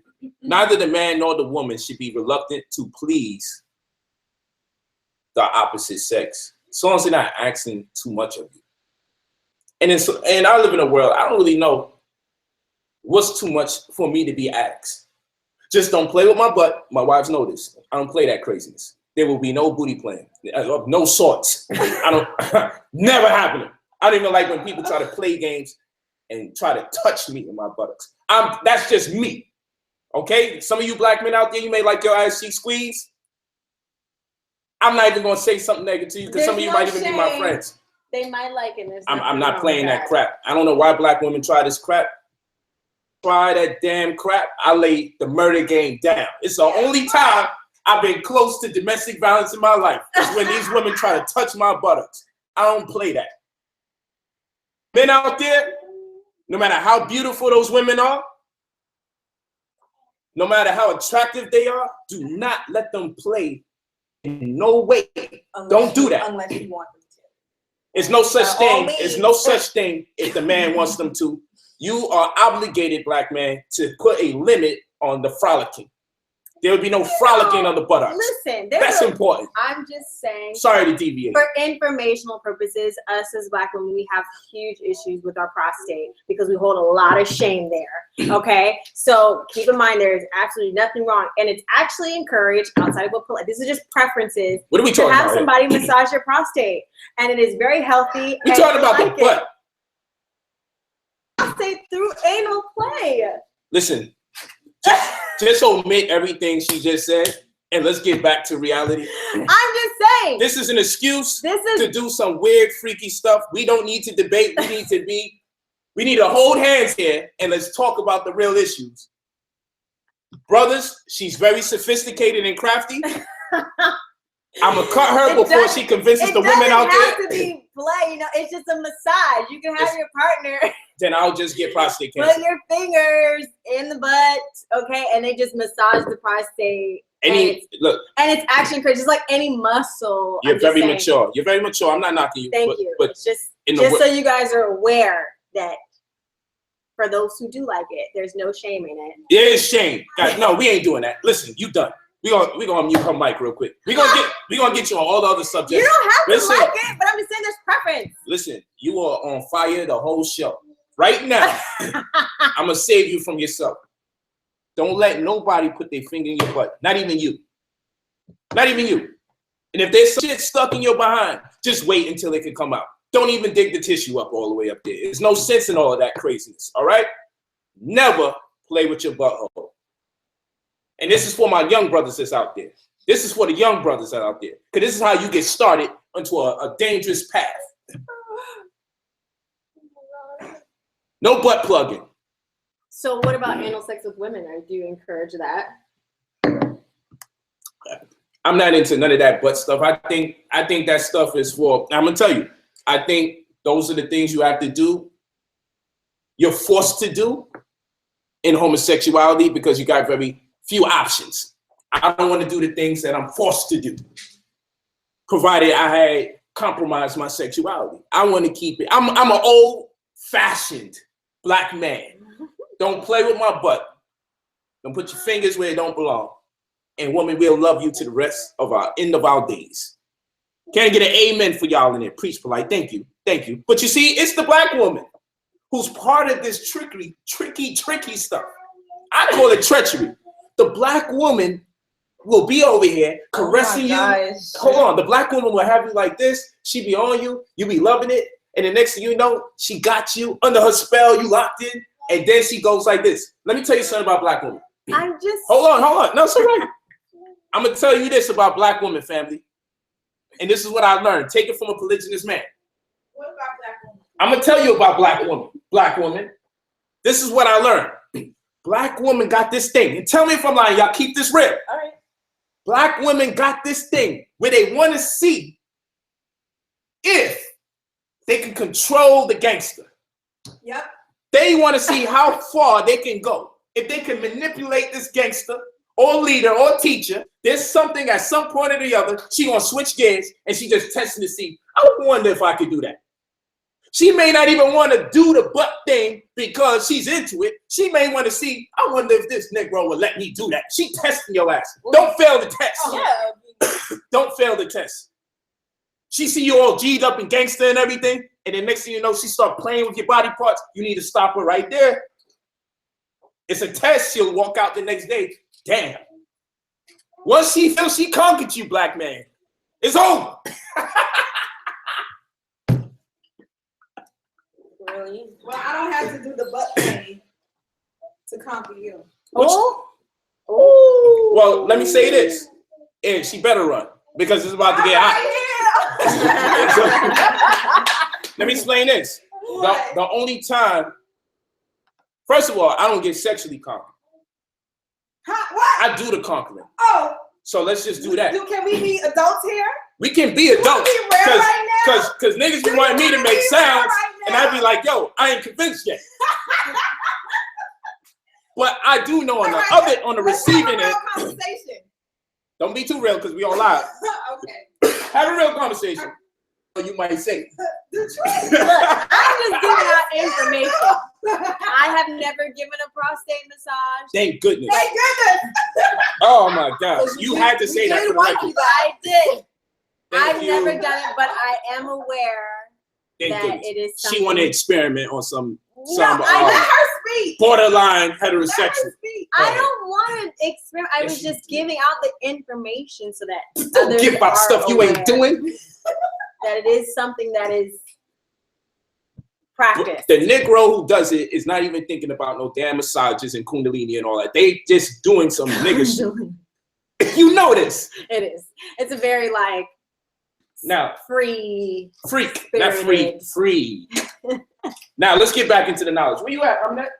What you about to talk about? Nah, you too scared. All right, because I'll blow up spots. You too scared. I'll blow up You were spots. too scared just a minute ago. I wasn't scared. Yes, I you was joking. Talk your talk. You Let's scared. be having an adult conversation. Talk your talk. You're not ready. All right, so I'm going to go in on Aminette right now. I'm going in on Aminette. Okay, I'll jump in and correct you. No problem. You can't correct me. Because I'm going to just tell you like this. Listen. Hey, You gonna no, stick black to mothers are not single because they can't be submissive. That's Well, hold on. That's a good question. No. That's partially true. yeah. Uh-oh. I agree with that. It's partially true. I agree. Wait, hold on. What do we mean by submissive before we go there? Yeah, you Right, have to be that's very true. clear on Well, what submissive you have to looks like because We oftentimes talking- people like to talk about submission. I mean, I was a single mother for a long time and I'm very much a servant. So like, I don't, Are we listening? so I mean, when people talk about submissive, what does that look like for you? You know, many people have, it's a range. Submission, it tends to be a huge range. So Yeah, what submission are we talking about? Before I would answer that question, which I agree with it, but the word submission has such a negative connotation when talking about men and women's relationship. I would use a different word so no one misconstrues what I got to talk about. I would say what they mean, what that person probably means by black women being single because they lack the submissive aspect of things. Maybe, let's say they're too aggressive with the men. I won't say submissive. I don't like the word submissive. Maybe some women's approach is too aggressive as far as their speech. Because though a man is a man, understand this, family out there. I want y'all to listen carefully from a male's perspective. Keep this in mind, y'all. I'm a man. I am not a woman, so I'm not going to give you the woman's perspective. This is a great opportunity to hear women's perspective and man's perspective. That's in the knowledge. Let me say that for the record. From a male perspective, what I need you to understand is this. The last thing a black man needs, you need to be over here, Aminette, because you was guilty of this. But they need to see your guilt when I speak about things that you perpetrated against me. I'm not going nowhere. Because when Raed was guilty, it was all over her face. No, it wasn't. No, it's not that you're wrong. It's something we went through early on in our relationship. And so, as a man who's in the hells of America, as a man of the African diaspora, as a man who's subject to police brutality, As a man, when I get pulled over, came out of California, thank goodness, but as a man, when you get pulled over, you got to think, is this your last day? When a man is with his family, he's getting pulled over by police. His family is thinking, is this his last day? As a man who's black in the black community, may more likely die in the black community due to gang violence than he would die in a war in Iraq or Afghanistan, statistically speaking. As a black man who's more likely to be imprisoned for no damn reason whatsoever, far above and beyond other males on planet Earth and any other human in general. Understand this. This is what it comes down to, so you don't think I'm beating around the bush. Understand this. We in there. I don't want to come home after being on these rough streets, after dealing with the white man who's going to be rude and disrespectful to me, whether it's at work, whether I get pulled over, whatever the case may be. The last thing I need is the masculine energy and approach when I come home. I don't want nothing to do with no male energy. So what I believe the person was hinting at when they said submissive, I don't want to use that word because it makes us all cringe for those of us who support women in general. So we won't use submissive or submission. But what we will say is an aggressive woman, I like, but what is she aggressive at? If she's aggressive in her approach towards talking to me and trying to get me to bend to her favor, pause. Let me say this differently. Try to get me to do the things that I may not have been interested in doing as far as maybe a household responsibility, as far as maybe following her somewhere. The way she gets mad may be too masculine for a man. I believe this is also responsible for domestic violence. It's no excuse for domestic violence. The black man still has to be disciplined. But sometimes when a man is confronted with so much masculine energy, he then deals with the person enforcing the masculine energy as though they're a male. I'm saying I believe personally that the women and the men have been afflicted for so long in our community that the women, on account of the fact that there was a lot of single mothers out there, they had to adopt masculine traits, masculine attributes, not only to sustain their livelihood, but to discipline and enforce law in their household amongst their children. So much so that even the women, the young girls, were raised by masculine personages of men via females that raised them.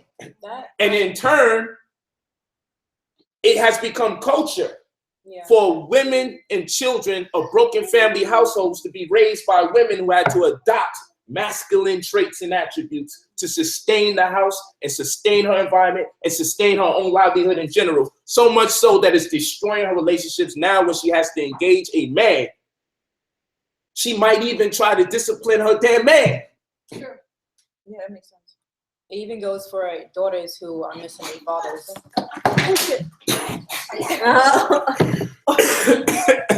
Talk louder. Come on. Talk right. louder. So it even goes for daughters who are missing their fathers, and I'm a prime example. Right. So here's the thing: because my father wasn't around, it psychologically made me feel like not only was I not protected, but I didn't feel safe. I didn't have that male presence there, and because of that, as I was growing older, I became the man that I didn't have in my life. So I got more aggressive. Very aggressive. I put on my defenses. Very defensive. Because I had to protect myself. That I don't know about. Because I didn't feel protected. I didn't feel safe. I didn't feel protected when she was talking to me. Go ahead, I'm sorry. I didn't have a father around. So I had to become the man or bring out that masculine force or trait, that aggression that I needed to survive or to protect myself. And I was able to get through life, live in a certain way, and I had to adapt. And the problem with that is that I became so comfortable being that way that when I finally did get a man in my life, realized I had to put that masculine energy and that aggression away. because the very part that I needed to bring forth, that's what the man is for. And so when I got a man into my life, that masculine part of me was going head to head with him. And I was interpreting the role, the natural role of a female, the role that she plays in a relationship. I was interpreting that as being too submissive, or he's trying to tell me what to do, or he's trying to control me. The problem with us females a lot of times is we misconstrue our roles in relationships. Wrong with catering to the man. There's nothing wrong with, because we're supposed to be nurturers. We're supposed to be loving and caring. We're supposed to be compassionate. You know, we're supposed to be the catalyst to an environment that we're supposed to be the catalyst that's going to change a negative situation into a positive based on just from our nurturing and compassion. So we have to get back to the core of who we are as females. We need to really get in touch with our feminine side, because we've been living with both, but we've been more using the masculine energy for so long that we forgot how to be females again. And that's the main thing. We have to be female. Know your role. And when I say know your role, it's never be a step behind the man, because that's not what it's about. The male and the female, we need both principles. And it starts with the household. And the problem is that we're either missing our fathers or missing our mothers or missing both. Yeah. And I know from just personal experience, always fighting this man, I always felt like I had something to prove. Like, I'm not weak. That was my main thing. I'm not weak. And I hated being vulnerable. I didn't want to be vulnerable. And we also have to learn to be vulnerable. Right. Because it's that side of ourselves that when we bring that out, speaks to the man. You want so much from the man. All the things that you want from him, he will give you if you just show that part of yourself. And being vulnerable doesn't mean being weak at all. Yeah. What it just means is that you're laying yourself bare and you're showing him. And that part, it speaks to the nature of the man that wants to do for you, that wants to protect you, that wants to give you what you need. But we can't try to get it by being aggressive, because we come off with more masculine energy. And that he's going to respond to you like a man, because that's what you're giving him. It's all about energy. And if you're giving him that masculine energy, he's not going to respond to you the way you want to, because you want him to respond to you as a female. So you have to interact with him as a female. Yeah. Interact with him as a female. Let him know he's dealing with a female. Even in conflict, even in conflict, you have to engage him, even in conflict, as a female. Don't always be so quick to fight. And I like to add this. You stop the war in the house. You have the power to stop the war in the house. And this is going to sound probably, what I don't like in the community is when you're talking about sexuality, if you disagree with anybody in the LGBTQ community, when you disagree with any of them, they say homophobia. When you talk as a man and we having an honest conversation, they're going to call me misogynistic for this. Yeah. There is some satire that I'm employing into this conversation for the purposes of lightening the mood. However, this is very true in my world. It is still a joke, but it's also true. At the heat of debate and things get out of control, if you show me a little boob or a little leg, I swear I submit. It's true. It shuts everything down. And I say to the women in my world, if you see that we are at a point of no return in conversation, just give me a little cleavage. Give me a little cleavage. Why you can't say it right? Look at you. I'm drooling already, just thinking about it. Give me a little cleavage. Show a little, even if it's a calf muscle, a little thigh. Now, people say, this is so misogynistic, but it stops the war. And this is a relationship you had with your man, so why the hell does it matter in the first place? You have to really focus on what's most important. Now, is your ego more important, or is saving the Now, watch this. Hold on real quick. Yeah. Because they'll say, so you're saying I got to pop a titty in order to shut this nigga up? You might have to. It's not something you do in your first line of defense or your second line of defense. But when all else fails, damn it, see what kind of man you really got in front of you. Because I'm not going to argue with no woman once I start seeing some skin. I think this. I am attracted to the women that I'm with. And even though it's partially in part a joke, what is the moral of the story? What is the point that I'm driving? Your femininity is the most powerful thing you got going on in the relationship, in the household. It is what stops the children from crying. Dr. Sebi said, I cure AIDS, I cure cancer. But when my child gets a cut and bleed, it say, mommy. Never mind the man who cures all the diseases. And this has been going on for as long as the children even acknowledged him as the curer of all those diseases. The children still cried for mommy. Let's not get it twisted. Though there's some satire in what I'm saying, the point that I'm driving home, so you don't focus on pop a boob or show my thigh, and I'm very serious about that in my world. But what I'm saying is this. I'm demonstrating the power of a Black woman's sexuality. It can even be in the words. I used to tell my wife right here when we used to beef. I'm gonna be real with y'all. We was beefing about beefing. We was arguing about arguing. We was mad because we was mad. And she said, how will we get out of this crazy situation? And I said, baby, you know what? If this thing got so out of control, and I just say, Papa Boo. Naturally, she laughed. I'm like, I'm not joking, but fine. I said this. How about give me a hug in the middle of the damn argument, man? Give me a hug. You woman, like, hug me. That shit destabilizes me. It hits my central nervous system, and it creates juices that I didn't want because I'm in war mode, and I don't want to be cuddled. And the reason why I don't want to be cuddled is because I'm going to war with my woman. And if my woman turns around in the middle of my argument while I'm pissed off and she just hugs me or rubs my arms, she can stabilize the situation because she is a mother by nature, and it brings me back to the early adolescence. It brings me back to just coming out the womb, because no matter how much you think you're grown, anytime in an environment is simulated or reminiscent to that of that point of origin from which we all derive the womb, we all revert back to that stillness and that calm, unless you are dealing with someone who's absolutely insane. If I get the warmness, and I mean it, if that woman hugs me and I'm in her bosom because she's angry with me and I'm angry with her, she just turns around and hugs me.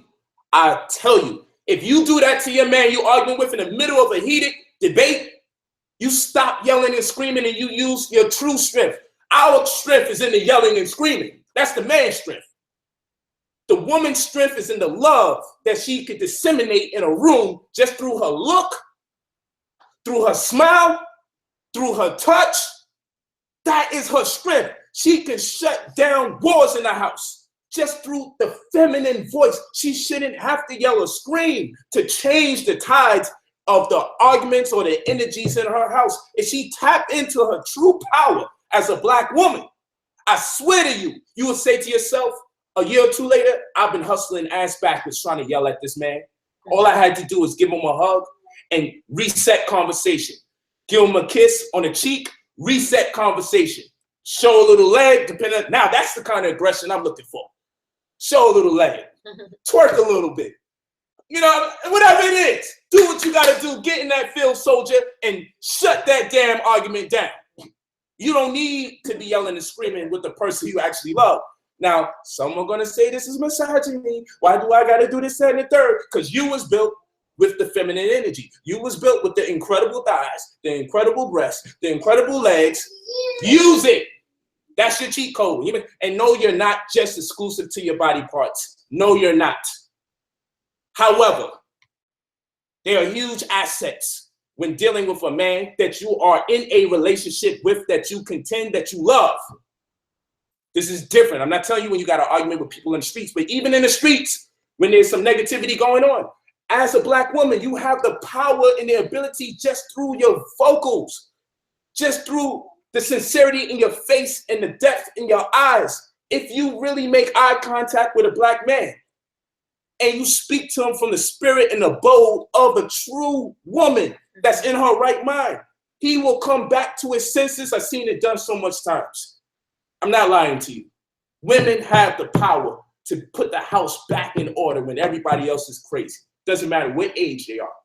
All she has to do is demonstrate that which they've been taught to be the most vulnerable part of them, which is the ability or the emotional faculty that we call love. The ability to employ love or deploy, let's say deploy love into an environment. Sending love algorithms throughout the environment through a look or through the touch. She can shut everything down. This is a fact. And I'm gonna tell you, I don't know the last time I had a violently aggressive argument going on in the house. Because once we go back into that concept, I want to be loved. I don't want to fight no woman. I don't even want to be yelling and screaming at no woman. I know why I love women, and it's for a number of reasons. If my wife is mad at me and she just caressed my arm while I'm trying to scream, I don't know what kind of man in the middle of him yelling and screaming can turn down someone doing this. If a woman just starts caressing your arm while you're screaming and upset, she just holds you, baby, calm down. She says, baby, calm down. See, you trying to out yell him, you're gonna lose. But if you say, baby, calm down. Hold on, relax, baby. I'm sorry about this. Relax, baby. Now you see some women probably say, I'm not gonna be submissive. I'm not gonna say sorry. No. You're not sorry because you're wrong. You're sorry because you understand the power and the ability. You're sorry because you understand the power and the ability. Just give me yours real quick. The power and the ability that you have. You're sorry because the power and the ability that you haven't used it. No way in heck you got to say you're sorry for something you don't feel you're wrong about. But damn it, I'm always sorry if things don't go right because it wasn't my intention for it to not go right. We all should be sorry when things don't go right in the house. So when she comes with that energy, just hold you, hug you, kiss you, rub you, touch you, and all the things that come with it. Man, maybe we even take a break and just go in on each other and come out for air. What was we talking about? Nobody even give a damn no more. Who cares? Right. You know what that's called? What's that? Conflict resolution. Oh, okay, great. I need some conflict resolution right now. I'm about to start an argument. It's just great conflict resolution. And anytime something becomes too heated, where people are no longer communicating in an effective manner when they're yelling and screaming, to be able to have the power to, like you said, reset or say, let's get back to this later or bring it back down, that's just great conflict resolution. And when we talk about just bringing it back as a whole in reference to what it is that we show our children, this is what we can show our children. That to a step away from that overtly aggressiveness, that idea that we have to be super aggressive to make up for any type of lack, quote unquote, lack in your parenting structure. So, you know, just make that conscious effort to pick and choose your battles. You as the woman can pick and choose your battles and have the power to shut it down whenever it needs to be shut down in a way that says, hey, no more of this. Let's get back to this later. Let's get back to loving. We always want to make a conscious effort to get back to the loving. So love it. So soon we're about to let these people come into the chat. Are there any other words? I mean, that was you about to, what was you about to say? Because the people still want to know. Oh, man. What kind of power do you have, Aminette? Tell us about your power. It's libidos on planet Earth. oh This woman don't give me a damn chance. If it was up to her, I'd be ejaculating blood. That's why I had to go in the lab and learn how to mix herbs. I be in the lab always trying to figure out how to solve the Aminette Rubik's Cube. Her womb is a Rubik's Cube. Shit. Oh my God. Okay. Unbelievable. Let's go to the people. Okay, late for classes sometimes, goddamn. wait, so what's the link? Give me the link so I can send it to Facebook people that want to chime in on it. Okay. How do we get that? I'll give you the link right now. Go ahead. Somebody talk for me while I send her the email with the link. Yeah, but Aminette, go ahead. What is it like being a woman with one of the highest libidos on planet Earth? If not the highest. Well, it's not the highest. Come on. Highest. It's hard at times. Very hard. That's what she said. Yo, I mean, It's a bit difficult. I mean, when a nigga just finished beating it up, and you like, yo, you proud of yourself? She's unconscious. I go to use the bathroom. I come back. I'm like, again? Again? Oh my God. And you beat it up again. You go, you wash up. She's unconscious. She's knocked out. She's like, yo, this shit was good. And then I come out, and she's back up again. Whole new lingerie, everything. In between the time I just went to the bathroom and came back, whole new outfit, whole new shoes. Now she's dressed up as a maid. I'm like, again? Can you send the link, please? And then now I gotta come out the room. And I don't even want no nigga. I don't want nobody trying to even give me a damn hug after dealing with her sometimes. I'm just overwhelmed. It's just too much. I'm not that bad. Come on. If Aminette had her way, I wouldn't even be on the stream right now. Yo, guys, you know, That's not me. That's I not called me. my friend and he was like, come get Aminette. Take her out somewhere. Oh yeah, I call her friends. Oh, I'm like, She- oh my she gosh, needs- no. she need to get some air. She needs some damn air. But yeah, all jokes Say aside, hi to the Facebook village. Hey team, thanks for rocking with us. all jokes aside, this is the reason why I had to master these herbs. Because I ain't in the business of disappointing people. That's just not going to happen with Brother Polite. So I'm about to post the link for those who want to call in live video chat with us on Polite's YouTube. I will be posting it for you guys to join in because I know many of you guys had a question. It's like over 1,000 comments. So I'm gonna pin it to the top. Trying to get you, man. Oh, she got to do this bathroom. So it's Google Chat live, right? God damn.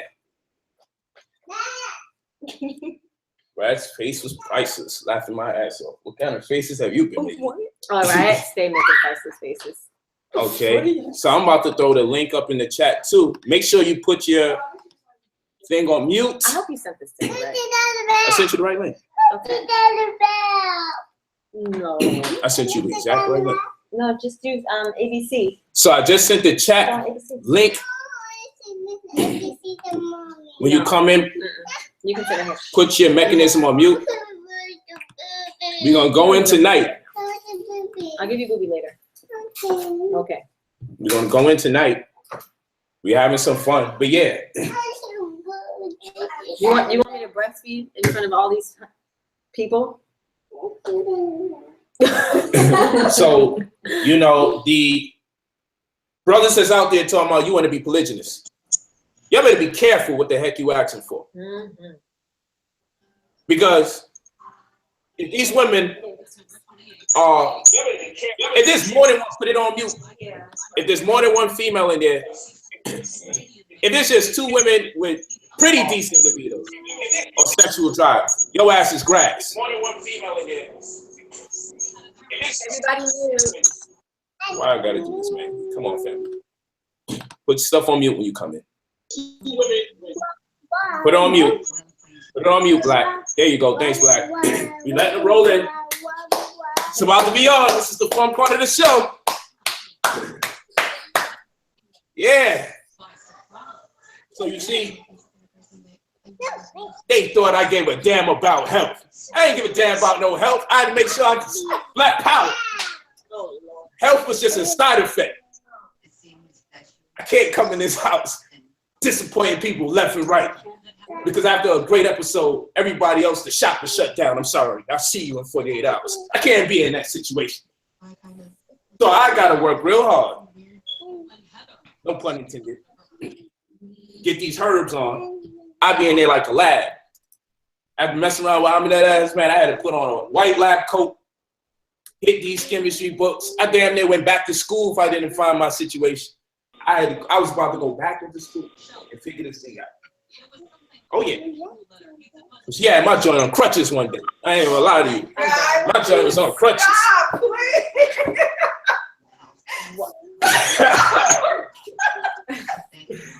Yeah, I had to put a body cast around my chest one day.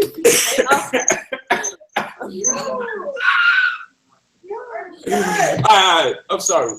Oh boy.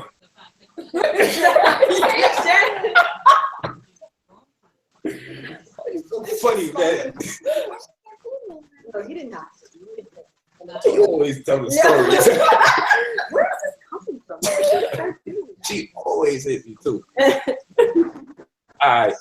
And you know, people say he was in that Vlad interview. There was some Hebrew in the basement of somebody's Brooklyn store the other day. Same thing. I seen all his teeth when he was talking to the white man. People always see my teeth every interview I do. I'm always smiling, like, come on, Hebrew, pray to God. What's up? Let's go. Okay. Me too. I found a goddess, but she's a stripper. What? Congratulations. There's an upside to that. Now, let's go and let's start answering questions. Let's get this guy since he popped up out of nowhere here and mute his mic. There you go. What's up, King? What's your name and where you from? What's your name and where you from? Whenever you're ready. Yo. You gotta move this along, my brother. Let's get it going. Mommy, let's go. What's up, C? Come on, talk to me. What's up, man? What's up? What's your name? Where you from?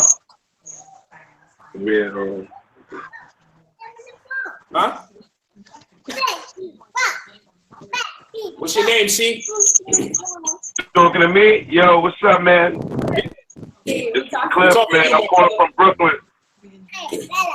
I'm at work right now. Can you hear me? Yeah, we can hear you. We can hear you. All right, man. Peace and love to the family, man. I don't know if you see me. I came out to a couple of events in Nicholas or whatever the case may be. You know what I'm saying? I got a question. My question is for somebody that wants to have a child now that's in the midst of conceiving a child. What could they do to what kind of herbs, what kind of food, what kind of what kind of ritual, the kind of things they should do to start that process? If you have any information on that. You want to chime in there? What kind of food should mother eat? She getting prepared to have a child. Sea moss. She should definitely take some sea moss. She can do it in a juice, so she can even cook with it. Sea moss, the kale, that the iron fluorine, that's really good for the blood. Because when you're conceiving, they're gonna give you these pills, the prenatal pills, and the main source is folic acid and iron. And you can go straight to the vegetables. You can go to okra, it has folic acid in it, and the red kale. That's good for the iron fluorine, which is what people need. That's to avoid taking those pills. All right. Go straight to the source. Yeah. You got it, King. They're gonna give them the prenatal. They're gonna give your wife some prenatal pills, and I'm is saying to avoid those pills. Those are the foods you can take: the sea moss and the red kale, and the okra, because the okra is high in the folic acid, and the kale is high in the Iron fluorine. iron fluorine. Yes. She does this. She does this. She does this. Let's just say she does this. All right, my brother. All right, okay. All right. We're gonna keep it moving. See how much people we can get through. It's positive. Let's get it. Brooklyn was in the house. Dallas, let's get you. Oh, I'm gonna do it. I'm gonna just knock it out. Dallas. We can't see you. Oh, you too scary. It's too scary, Dallas. Put some light on, Dallas, and then we'll come back to you. Okay. Let's get one more brother. Starving like Marvin. Let's get it, Marvin. What's your name? Where you from, Marvin? What's your name? Yo, what's up, man? Yo, this is brother Marvin out here in Oakland. We was on yesterday. I think it was yesterday. We got cut off. Yeah, we got cut off. I told you we'll be back. You remember POLIGHT? Yes, sir. Of course I do. What's going on? You in California? Okay, well check. Now we back in Cali. What's your question? What's your comment? What's going on, my brother? All right, check this out. Peace to the beautiful family, all the queens, man, and the children, man. Facts. Peace. Yo, check this out. I was asking you about how you know what I'm saying, meeting a conscious sister, yo. But now I'm gonna ask you, right? Do you think you told me that you met your queens, right? You was teaching, right? Yes, sir. That's how, right? So that's how y'all got magnetized. So would you say that in order for that particular connection to work or manifest itself, the king needs to be obviously conscious too. But then even in being conscious, really mean you might, you know, attract a conscious sister. And I want you to speak on just like that relationship of like, if you meet a sister, she's not conscious, you are, but you are. Go about that process of enlightening, or you know what I'm trying to say. And then, yeah, speak on that. I got you. This is what I'm gonna tell you, my good brother. All these women are conscious, and I know it's oh damn, like that means there's no hope because you just said something ridiculous. Listen to what I'm saying to you carefully. These women weren't born crazy or reckless, wild, promiscuous, thoughts, the whole over there acronym. They wasn't born like that. That's not them. All those women you see in the strip club, why they in that strip club? Let's think about it. And I'm not calling them negative people. I'm not condemning them because they're in the strip club. I don't want them to take this out of context. What I'm saying is this. How many women do you think are married in the strip club? See? So that means the men didn't get to them yet before they started shaking their behinds and being touched by several other people. So we failing as men. Because when you love somebody, I won't even say compromise, very negative word. When you love somebody, you make the adjustments or the necessary modifications so that you can appeal to them, and they do the same so that they can appeal to you. We're losing our sisters because we're not staying strong on our guard. Instead, we're following what the media has dictated to us to be as men, under the impression that this is what the women want from us. And it creates this Ouroboros, or this chasing of a tail relentlessly, but unable to actually get to it, this Ouroboros. So what I tell you, my good brother, intensify your consciousness. And by intensify, I mean, show up to more lectures. Keep reading, keep studying, because there's no way on planet Earth that you can be truly conscious and not have magnetic properties that impel women of the same frequency to connect with you. There has to be something blocking the black man from getting the woman that's conscious. Now, doesn't mean she's perfect because she's conscious. And let me make this clear. Perfect is a very weird word to be using in the first place. Let's just say this. Conscious in and of itself is not difficult. Because there's so many African street festivals. And when those festivals come through, everybody up in there selling their shea butter or got it on. You feel me? There's places for us to interact with each other. Sometimes we act like, man, I don't know where to go to find this conscious woman. When you know damn well you in the club talking about you looking for some conscious woman. All right? And it don't mean conscious women are not in the club now. I mean, that's a horrible place for us to look. So what I'm telling you is, my good brother, you're probably not going to enough museums. You're probably not going to enough lectures. You're probably not going to enough in other gatherings where you have a higher opportunity or probability of finding a conscious woman. Furthermore, I will also say this. What you have to do is not look for nobody. Yeah. Because when you look for people, you're looking for trouble. You know what I'm saying? Huh? The kale for the prenatal iron. Iron. Yeah, that's Yeah. Oh, for that part, sorry. Go ahead. I would say you shouldn't be looking for someone. What you should be doing is looking for yourself. Figure out who you are, go within yourself, and then you're gonna magnetize the beings that you would like to be. That's a fact. So, because a lot of times we go outside of ourselves. You have to go within first, and then you magnetize whoever you need. Woo, boy, that was cold, right? Hey, what Polite? What you said was dope, man. But hey, what you said was dope, but she shut it down right there. No doubt. Hit the spot. Okay, Marvin, we got you. All right. We're going to go back to mute mode. We appreciate you. We getting through these questions pretty good, though. That's good. We should be able to do some rounds.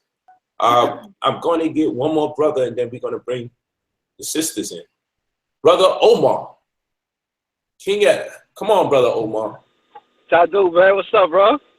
Tadu. You know What's what up? this is the African brother from Guinea. Yeah, I remember. Yeah. Yeah. Remember What's your you name? on that event, right? You said what? What's your name? Where you from? Let the people know. My name is Omar. I'm from Jersey, but originally I'm from Guinea, Africa, West Africa. Let's get it, brother. Yeah, man. Yeah. So we got Jersey. We got California. Omar from Jersey, but originally. Nah, that's Bruce that did that. Come on, Bruce. You gotta mute your stuff, man. Look like he on the desk taking notes. Come on. All right. Who else is doing it? Come on, Bruce. Cut it out, Bruce. Nah, that's that. Come on, Bruce. Bruce, are you doing this one? What's up? He on the desk taking notes. Bruce, you got it one more time, Bruce. All right. That's it. See you later. You tried, Bruce. Get out of here. That had to be on purpose, because I can't mute him. I know. All right. So go ahead, my brother. Somebody else will pop up. All right. So pretty much, my question is for the lovely Ashley. What do you recommend, like when the child's being breastfed, like to stop breastfeeding and stuff? Like, should they continue breastfeeding at like 5, 6, 7, whatever, or just stop? Certain age? Breastfeeding is beneficial as long as mutually desired. So if a mother wants to continue to breastfeed a child well into the ages of 5 to 7, that's totally normal. That worldwide, and we're talking about the world, not just here in the United States. The United States has the lowest, least amount of time in breastfeeding. However, worldwide, average weaning age is 5 to 7. And keep in mind, when we're talking about the development of a brain, it has the most from the ages 0 to 5. So it is totally encouraged for a mother to breastfeed well into the toddler years. Now, keep in mind, as soon as a mother decides she no longer wants to breastfeed, people ask me all the time, when am I going to stop breastfeeding? Or, when is she going to stop breastfeeding? I could easily wake up tomorrow and say, like, I don't want to do this shit anymore. You know what I mean? At that point, it should end. You know what I'm saying? Or Shannon could wake up tomorrow and be like, you know what? I'm over it. I don't need it anymore. Self-weaning is optimal. If you can allow a child to self-wean, because they will. You will not be breastfeeding your child well into high school, college years. And oftentimes here in the United States, children will wean as soon as they start to go to school, which is like average age around 2. But that's because we don't allow a lot of time for parent-child connection. We don't have mandatory maternal leave. Worldwide, in other countries, they have that where the mother is with the child for at least the first year to 2 years of the child's life. And this is why breastfeeding rates are so high amongst other countries. Here, we separate. We have so many things that separate that mother-child connection. But to answer your question, self-weaning is optimal, and it's something that should be encouraged well into the toddler years. And it was as long as it's between mother and child. Right, and I was going to say, too, is just like, because I work in the ER, too, so I see, like, a lot of newborn babies, and so, like you said, they take this formula, and they got, like, a lot of constipation, or sometimes they vomit and all that stuff to go, all that formula and stuff, too. And even get the statue of horses being breastfed. I don't understand that. I didn't quite hear what you're saying, but just even to get on the formula, keep in mind, there's a lot of feeding times. People say, oh, you should feed the baby every 24 hours. Well, on formula is like lead, heavy lead metals that sit in the stomach. This is why babies sleep longer. But this is also a higher contributor to SIDS, which is sudden infant death syndrome. If you breastfeed your child, it is oftentimes you decrease the risk of sudden infant death syndrome because you and your baby are supposed to wake up in the middle of the night. You're supposed to nurse in the middle of the night. You're supposed to make sure your child is still breathing in the middle of the night. If you're breastfeeding, you would tend to be a light sleeper to make sure that you and your child are on each other's sleep wave patterns and things of that sort. When the baby's on formula, they sleep very heavy.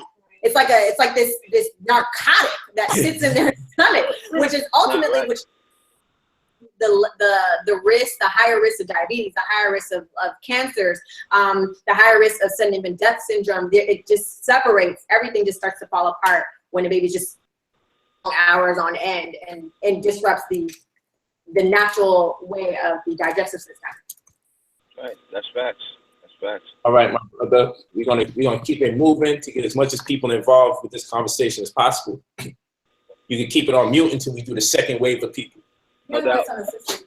Oh yeah, we definitely gonna do it. I was interested in hearing the brothers. You see, the brothers is interested about breastfeeding. That's powerful. You feel me? Right. That's powerful. And then wanting to get a conscious one. We don't got no conscious online forums that we really trust. That's true. You feel what I'm saying? So a real good conversation. It's so important. Support is oftentimes the number one thing that breastfeeding mothers ask for. When you ask them why did they stop breastfeeding, they'll say they didn't have the support. They didn't have people on hand. This is the number one cause. Number one cause. They will say, nobody supported me. I didn't have the information. You oftentimes will have, especially in the Black community, people saying you need to stop breastfeeding, get that baby formula. The parents will constantly, the grandparents will sneak off and give the baby formula. People just, it's just ridiculous. But they will say, because I didn't have support. So to have the men be equipped with the information to support their women in breastfeeding is so integral for that relationship to continue. Yes. So, okay. Thank you, my brother. We got, let's get some sisters. Delilah. Let's get Delilah. How you doing, sister? What's your name? Where you from? Peace. My name is Delilah. I'm from Jersey. Hi, everybody.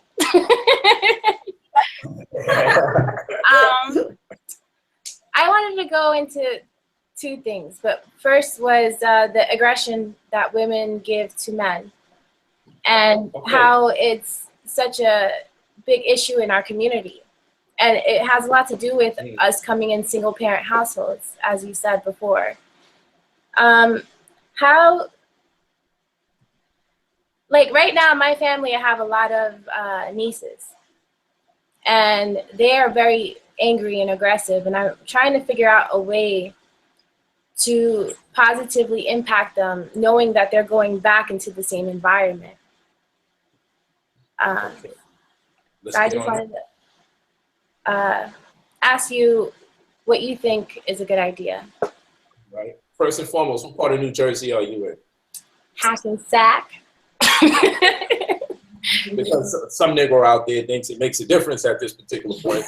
So he's like, yo, what part of Jersey? Because I'm in Jersey. So Hackensack, Negro, Hackensack. All right? So now. Oh, what we want to tack on is hostility or aggression in the environment. And you say you have nieces that's in there? Yeah, I have a lot of young females in my life. And I'm trying to figure out how to, because, you know, they say the village, right? What if the village is broken and you're the only conscious person in your village? How to help the young ones and be a positive force in their lives. My suggestion, I mean, we can pass it around. I'll make sure mine's is short. The same thing I tell people about young brothers is the same thing that I tell you about the young sisters. If at all possible, do your best to get them in some kind of sports activity or athleticism or something entertaining. And the reason being, so they could develop social skills amongst other of their peers around the same age. And so in most instances, they will have mentors or coaches of both sexes, and they can learn when it suffices to be disciplined without learning it out of context. You understand what I'm saying? So they can understand the time and place, the appropriation as far as discipline is concerned. And having the big sis or the big brother or just a male or female figure in general, that when they exercise forms of aggression, it is to challenge them as opposed to destroy them. So that's one of my suggestions, but I pass it along. Now, oftentimes when we talk about overt aggression or really aggressive spaces in families, what that often says is that there's a lack of affection. Yes. There's a lack of affection. There's a lot of lack of touch. And so with you being aware of this, especially as a woman, you don't necessarily have to push somebody or to give that information of what they can do. Just simply start touching, hug, give them a kiss, greet them with a lot of love.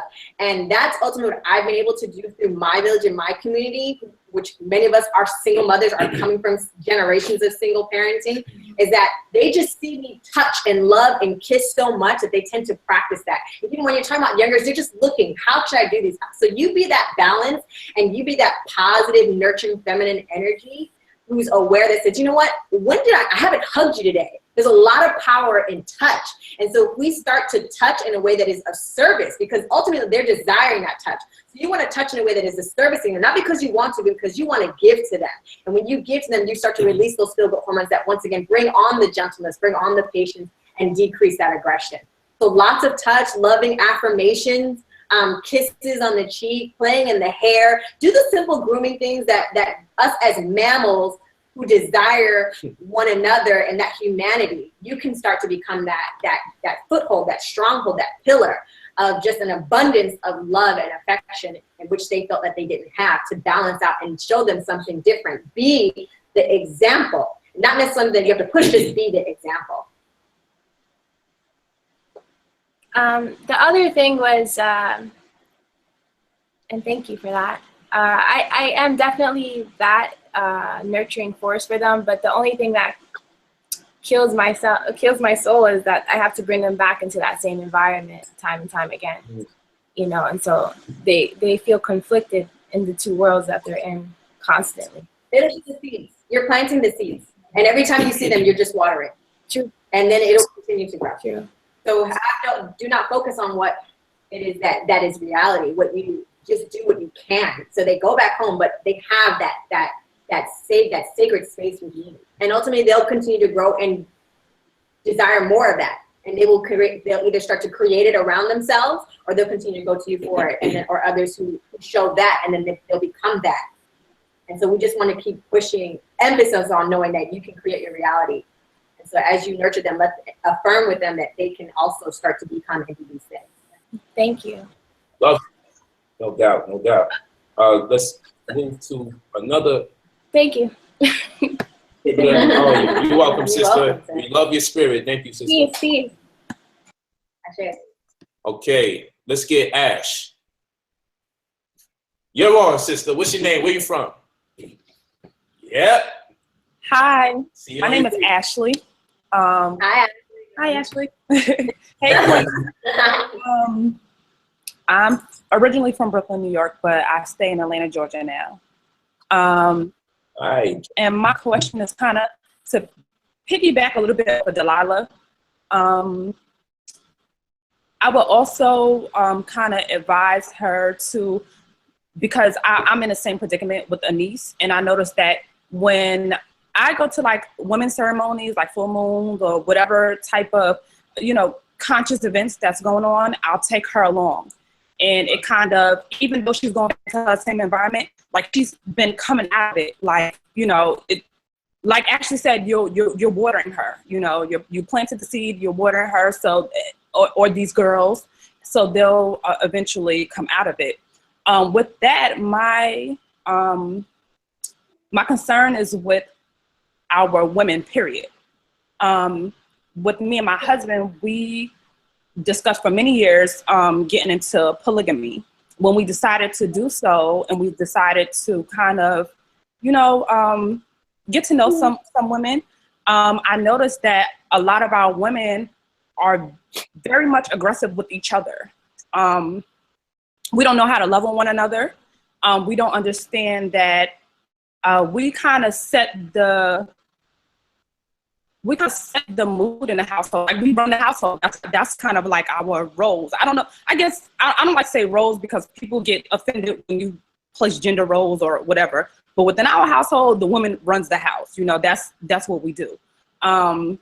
So with that interaction, that we kind of set that tone. But I've noticed that a lot of women that I came into contact with, even the so-called conscious women that weren't really all that conscious, were more for, it's like, I don't know, like they had hidden agendas, or they're not really for really being a part of the household, or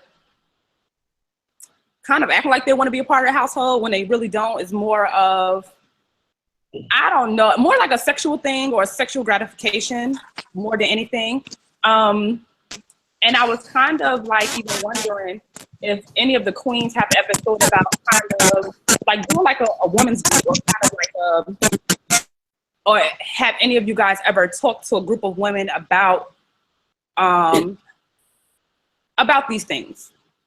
Okay. How we should interact and how we should love on each other, and how these things can lead to, I guess, a better relationship when it comes to polygamy, and more acceptance when it comes to polygamy. All right. You was gonna say something? Key life. Please keep it on mute for now. Yes.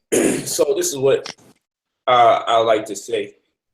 When initiating the polygynous process, definitely, the first woman that brother was with, she has the bulk of the power and the responsibility in the decision-making process as it relates to introducing a new woman into the family. Why? Because it's a social and domestic imperative that we respect and we honor the true leader of the household, which is the woman. Now people say, I have plenty of brothers who like to dispute and say, they're the man of the house, they run the household, and they're totally disillusioned. And if that is the case, that's why the house is at risk. The man as the hunter-gatherer, by nature, the man as the hunter-gatherer by nature, okay, he would be out hunting and gathering. The house has to be maintained by the woman. And we're talking in the tradition of the woman not working a job, or she may be working, she's not an economic slave of the man. However, her responsibility is being to sustain the house and hold the fort down while he's out there hunting and gathering. Be that as it may, whatever the case may be in the 2016, 2017 scenario. That's one. That's the right link. Oh, okay. So, the first thing we have to understand about the aggression that other women come in with, the rules of engagement, how on earth does this happen? Is the woman so honest that she says, yo, I'm interested in polygyny, let me find this woman? Well, this is the way it may more likely happen. The man may say, okay, you're interested? You say you down? You say you down? All right, key to life. All right, key to life. You cannot keep happening. I'm ejecting you, King. Because we're about to start cooking. And we can't afford to have this kind of stuff going on when we're about to cook. Be a cell phone, or yeah, cell phones could work too. Everybody can get it. We'll do the next wave of throwing the link out there after one more caller, but this is a very good question, and I want to deal with it with precision and also give the sisters an opportunity to chime in. But listen to what I'm saying. So the sister says to the brother, okay, I'm down, I'm with it. We're gonna roll. I'm just keep it real with you. This is normally how it works. The brother's probably the one saying that. I've been watching some of that stuff online. She look kind of dope. It's probably gonna happen immediately after this stream. They're like, yo, I've been considering it. All right, let's just keep it real. And the brother's number one question, I don't ever talk about this stuff because I don't want to be accused for the bastardization of the next set of babies that come in. I don't want a whole bunch of them being made. Like how R. Kelly, a bunch of babies made under his music. I don't want a bunch of babies being made to my live stream irresponsibly. So I'm gonna be very conservative and very concise in my answers, but I'm gonna be very accurate in my delivery. And this is what needs to be discussed. So the man probably builds with the woman, and then there's a mutual understanding in the sense that they both agree that this is something we will embark upon. By tradition, the male may say, okay, cool. I'm probably gonna identify the woman.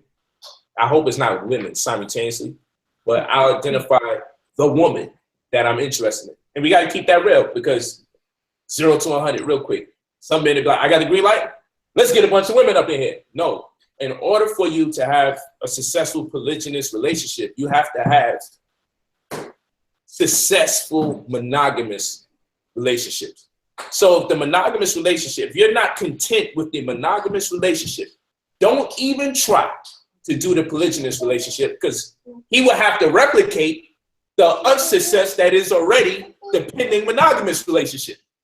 So all you're going to do is create an even worse one of the same.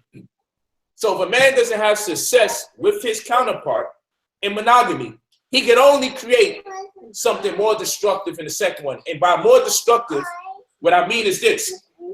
He's going to be likely to fall more in love with the new woman than he is the previous one, because she's going to be considered the one that's giving him strife, because he already was having problems with her in the first place.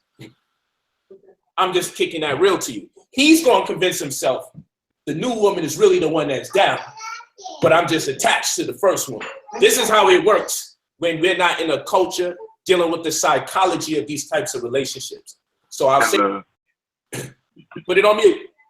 So I say this again. First and foremost, the monogamous relationship has to be a successful one. If there's no success in the monogamous relationship, the second relationship can only fail even more so than the first one that he came out of. And by failure, what I mean is it is a failure if he deals with the second woman and then the first woman goes and disappears. Then what the heck was we trying to accomplish in the first place? So number one is love is law, family is business. Why we need this other woman in the place in the first place? If the name of the game is, honey, I'm just attracted to other men, pardon me. Oh, you definitely got to get out of that one. Honey, I'm just attracted to other women. Hopefully that's his statement.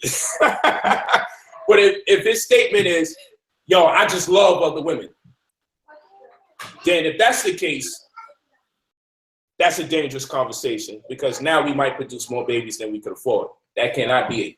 We have to be talking about building. We have to be talking about the advantage.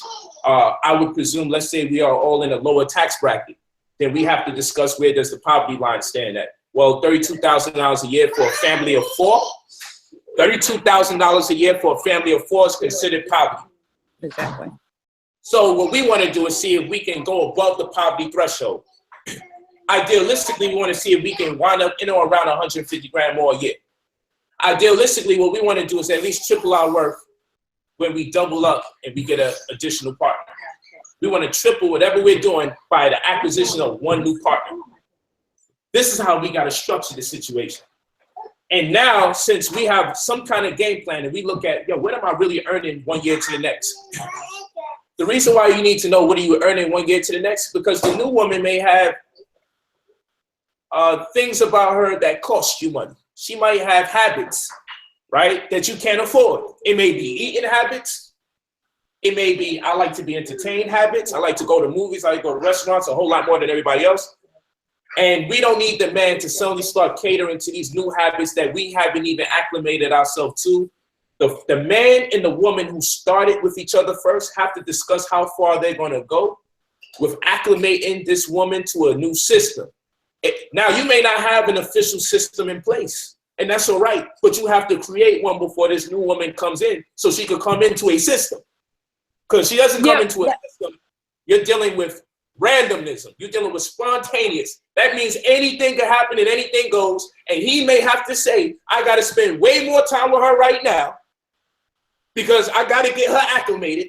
And then now you emotionally like, hold on, nigga. I ain't been going to no damn restaurants and everything like that. I ain't been doing all of this. Now you're doing all this for her because you're trying to get her acclimated to what system? You see? So are you giving the doctrine or the diction? This is what it winds up coming down to. I'm telling you, I know these things. And I know we have definitely, we've been through all of this. Like this is, we passed that. We've had, this is a years. I'm talking to the black people out there as well. I'm okay. Covering ground. You know, we don't have this thing. I'm just, I want to know, you know, how can I get our sisters to trust each other? Like, can we love on each other? Like, that's where we going. Because and the reason why I got to cover ground, because if I just jump straight into how you get the sister to trust, right? There's going to be people doing wild and ridiculous things, and I don't want to co-sign. I want to have a record online where I can say, I ain't never say that. This is what I said. So that's one. Two is you have to have a system, because with the system comes discipline. And if people violate the system, they violate the discipline, then you two got to run like hell, because that person's going to be toxic to that environment. Maybe not a bad person, just toxic to your environment. So the system has to entail, honey, what do you make a year? honey, what do you make a year? You figure this out. What exactly are we trying to accomplish when this woman comes in here, other than the liabilities that can occur on account to emotionalism? Are we prepared in the event a new baby is going to be born? Or do I got some kind of blood oath here that is not going to be no sex? Because any woman that ever entered a relationship with me in this polygynous environment, I didn't have sex with them till a whole year. Just rules. Goals, hashtag that, goals after that statement, right? But now I'm not asking all men to have that kind of discipline. It helps a whole lot, because now all that woman can really do is focus on the goals. Now here goes the misogyny word that someone throws. Why does a woman have to sit there and wait to have sex for a whole year? Answer is so she doesn't make a child with someone she may not be with the next year. Let's use condoms and everything. The ones that create prostate cancer with all the stuff they put in the liquid. Fine, go ahead. The ones that have holes in it the size of 1.7 microns, where viruses such as HIV can go right through them while you're having sex. Okay. All right. I just think no sex is the most safest form. All right? Because after all, what if it doesn't work out? You leave with a baby and got a new headache. We're going to try this again next time? Really? I doubt that. So what I'm saying is take your time. We got to give that sister an IQ test. You may say that is so demeaning. It probably sounds like that, so get a new term. But we need to know if she is prepared for the job that she's going to be taking on as an additional contributor to the business that we're calling family. And that is based on your protocols. That is based on your destination. Are you guys trying to open up a store in your community?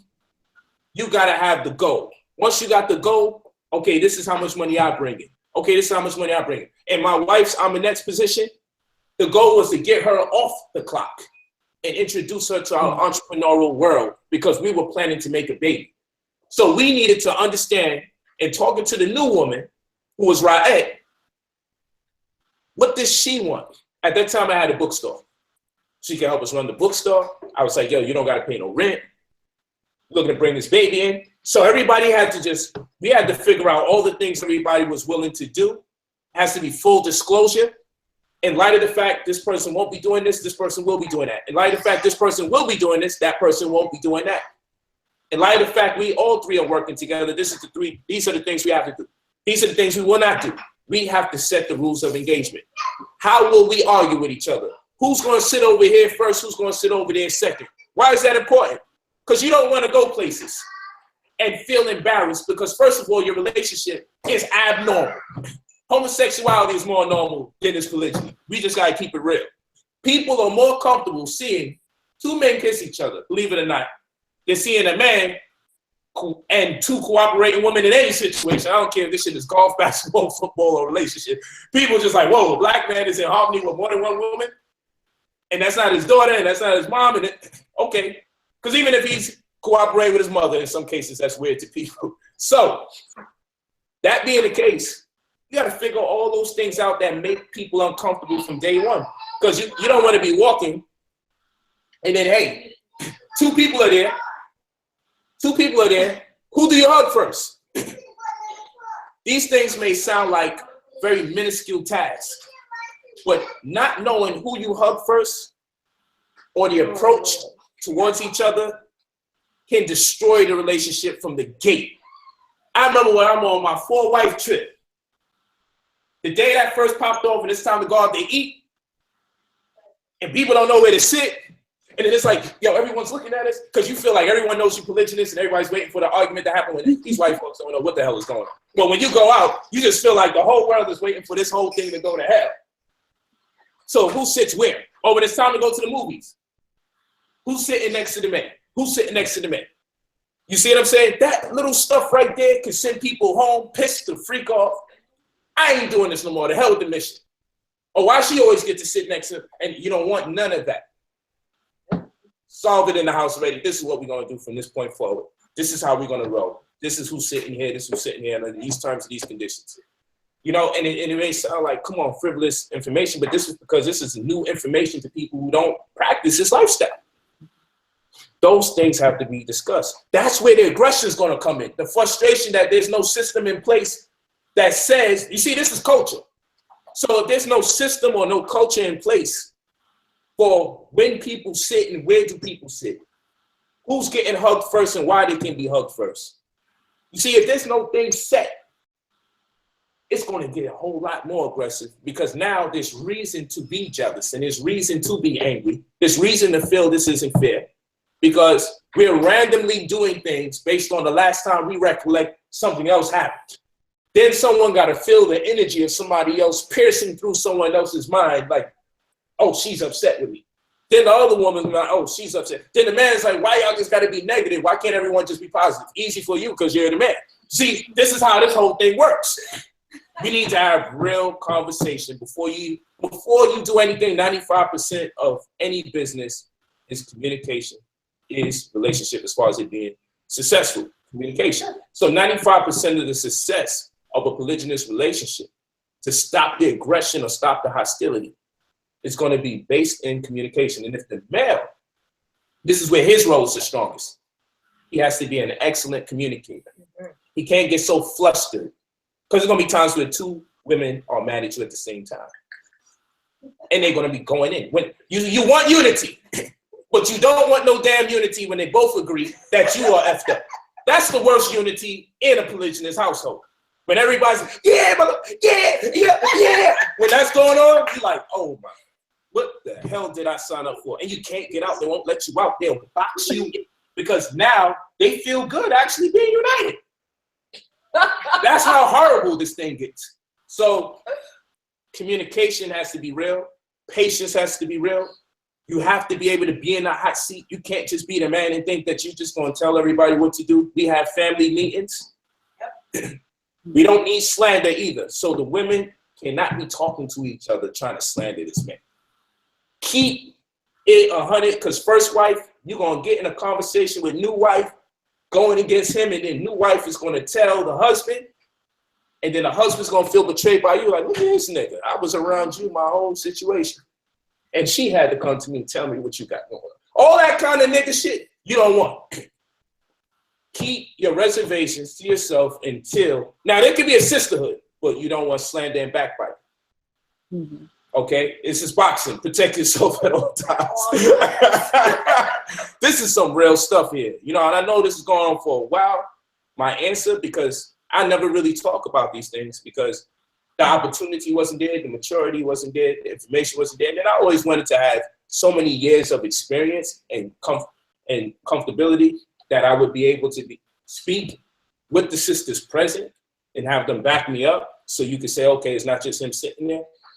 This is the groundwork. There's really nothing going to go on for like the first month or two other than communication and practicing the new orientation because it's going to be uncomfortable for everybody. Everybody's always going to feel like somebody's looking at them. Also, get the family out of your business. No one should be allowed to know anything that's going on in that house for the most part. Why? Because they are not practicing what you're practicing. And just like religion, when people have their religious practices and no one can tell them how to run their religious practice because that's their Jesus. Look, we doing Hanukkah. F what you talking about. We doing the baptism. The child has to get their Christian. No one's stopping that. But when you're polygynous, everybody got a damn say.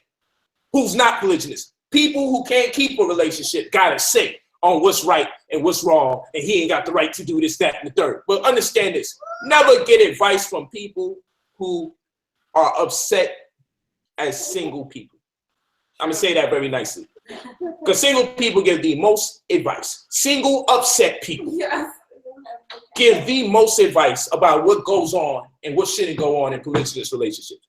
So to protect yourself, keep everyone at bay.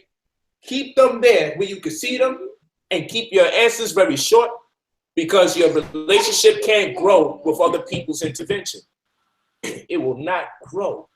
Everyone is out. No one needs to know nothing and until months later where you guys feel comfortable that you are actually succeeding and you got a good feel for each other. No one needs to know any of your business. All right? So come up with your family game plan. Family is business.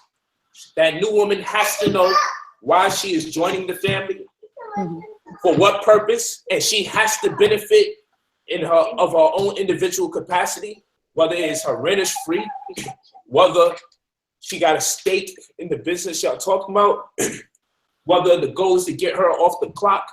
Make sure she benefits individually and make sure she's contributing to the whole, so she's not coming in as just a worker where she feels demeaned later on because she probably was impelled to the relationship just because she emotionally wanted to connect with the brother. We want to nullify all of that. When the woman comes into the relationship, she got to know she got to work. She got to know.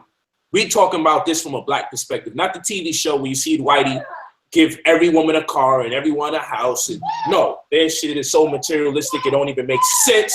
The brand of polygyny that they've been putting forth to the world is chaotic and it's irrational, it's demeaning because it makes the women out to be children. Well, if she gets a sweater, the other wife has to get a sweater. And then this one gets this day of the week and this one gets this day of the week. And I'm looking like, white women are crazy. And that white man is tripping. I ain't got nothing to do with all that craziness. Everybody works in this situation because we all have been subject to racism and extreme poverty. And we looking to work with each other, employ group economics because the conscious community at large won't do it. We can do it in our own house and we can treat our family as a nation/business and get up out of poverty. And that's what we've done thus far and succeeded. And that's what we want for you and anyone else that's practicing, to put it together so you all can get to another level of economics. Your family will have its own economy. Your family will have its own GDP, gross domestic product. That which your family makes the most money off of, that's that which your family makes the least money off of. Your family should be outlined. Your strategy should be based on business strategically. And you should be able to see your growth exponentially from one year to the next and mildly months apart. The woman has to come in and know what's her role as far as contributing to the whole and what she will benefit from individually. That has to be on the table. That will be her point of focus. That alleviates a lot of the emotionalism and the randomism that puts us into conflict. Go ahead, sis. Go ahead. Right. So I just want to say Come a little closer, just in case. Okay. So every relationship that you engage in needs to be mutually beneficial. So like Paul was saying, the female that's coming in, she of course is going to have her own goals and things that she wants to do. And she's coming into a relationship of not just a man, but a female that's already there, and they have their own goals and things that they want to do as well. Now, as someone who came into a relationship where with another female, what is so very important, and what I find is very important, especially when it comes to, because you talked about getting the female to trust, what's so very important is making sure that you as the female that's already there, setting the ground rules for interaction. And what I mean by that is be open, communicate with her, engage her in conversation, find out what's on her mind. She's not just dating the man, she's dating you too. That's what people don't understand. If I'm coming into a relationship, I'm not just there to deal with the man. I have to deal with the female that's there too.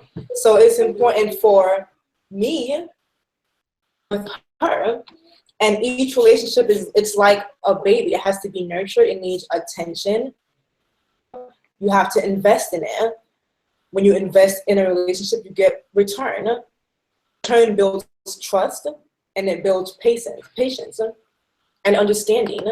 And you can knock out all of that mistrust and the paranoia, or because we females, we can be very catty, and we can be very competitive, especially when it comes to the man's attention. But we feel we have something to prove to the other female. Then you knock out all of that and just get rid of all of that. Just build a very strong bond with the female. With the other female. She becomes your sister. We call it sister wife, but she becomes your sister. And when I mean sister, I don't just mean like, what up, brother, what up, sister, we just a part of the Black race. I mean, take her in to your bosom, take her in as your sister, because when you guys build that very, very strong bond, and you have an invested interest in not only his happiness, but her happiness. Mm-hmm. And that also gets rid of the jealousy, because when you see her with him and you see him being affectionate with her, it won't bother you as much because you have an invested interest in her happiness. But that's because you know her. Both of you have connected. You've showed her yourself, and in return, she has showed you herself. You guys have break down all the barriers, break down all the walls, and that only happens with continuous communication. Keep at it. Don't let any issue or any feeling or emotion that you have, don't let it sit there. If you have a question, if you have a concern, you have to have at it. You have at it. Talk to him, talk to her. We have family meetings where everything's out in the open, so there's no mistrust. That vulnerability, like you were saying. Right. Show your vulnerability, because when you do that, when you're open with her, you show her that, okay, I feel safe, and it's okay for me to open up to you. I have to worry about when I'm done talking with you that you're gonna go behind my back. It has to be built. You're not just dating the man, you're dating the females there. Take her out on a date. Like, let's go to the movies. Spend time with each other. You're females, that's what we do. We nurture it, to be compassionate, and touch is very important. So build that very strong bond with the female, because it knocks out all of that. The jealousy, it knocks it all out. Intimacy is not just sex. You can very much have beautiful, intimate relationships with sisters. I personally love hugging her. She has great boobs, and I find just as much comfort in them as anybody else. All the new questions. You know what I'm saying? Thanks for all the new questions. This is all. I love it. I love everything. It's just, I feel like more so with I'm guessing that we're kind of all in the same generation here. With our generation of women, it's like trying to get them to that place. It's like, baby, we don't have to be in competition, like in this household, or, you don't have to feel like you have to set a agenda or kind of be coming in on a sneak tip, or, it's just like, open up, like, cause I'm like that. I have sisters and we love on each other like that, hugging, kissing, loving. That's what type of, environment I come from. So well, you see, sister, this is what in part is that depending on what phase, like right now, this is a good phase for y'all. This is the beginning phase, right? Yeah. Providing you guys, depending on what level, depending on the goal, you can ill afford to have a certain type of relationship. And what I mean by that is this: where I'm at right now, the level of the woman I would have had a relationship with, and I mean this, I don't want it to come off condescending. Family's a business. So you can be overqualified, right? And what I mean by a woman being overqualified, maybe the family setting that I was in, like when I'm in the projects and we was all working together trying to make this thing happen, a woman could have came into my life overqualified. You know what I'm saying? That's just keeping it real. And also, women can come in underqualified, meaning they would probably be a better fit in someone else's matrix. It depends on what the woman is looking for. Fulfillment. Well, we can't just go off that alone. We need to make sure she can benefit in the material world as well. What we're saying is this: you might be in a space or to help teach a sister connect on those levels. Or you might be in a space where the male has to do a better job picking a more evolved sister so you can interface with her. Because you are who I would call the alpha female. Mm-hmm. That's what I would call you. Because your understanding and your approach and your deliberation towards this whole situation, you are very forthcoming. And that is something that people need in a polygynous relationship. However, a lot of sisters that may get involved with all sorts of baggage about how things really are going to go once they settle in at a certain point in time. And those are all the things you need to weave through and get out of people's brains in the early inception of the actual relationship. So it's also a matter, because you're so evolved, the male will have to suggest someone who I believe vibe more with you, so time is not wasted. Secondly, the deal is not closed until the women say, you know, that sister's good. I can't deal with no sister because I just like the sister and then be like, yo, I'm dealing with her, I just want to introduce y'all to her and be in here. Nah, it don't work like that because we have a family. Whether it was one woman there, we can't disturb the harmonics of the household. That first woman and or that first, second woman, whoever is in the relationship at that moment, confirm unanimously, this is going to go down. And if they don't, then so be it. It just can't happen because once happy wife, happy life. You definitely don't need unhappy wives because it's going to be very quick death. So these things are very important and very fundamental to the conversation. We're going to move to another person, sister, and I just want to talk to some of these people in the chat. Rants. Thanks, guys. Have a good night. You too. Thank you so much, sister. Thanks for sending in. We appreciate you. You opened up the door for very good questions. Thank you so much.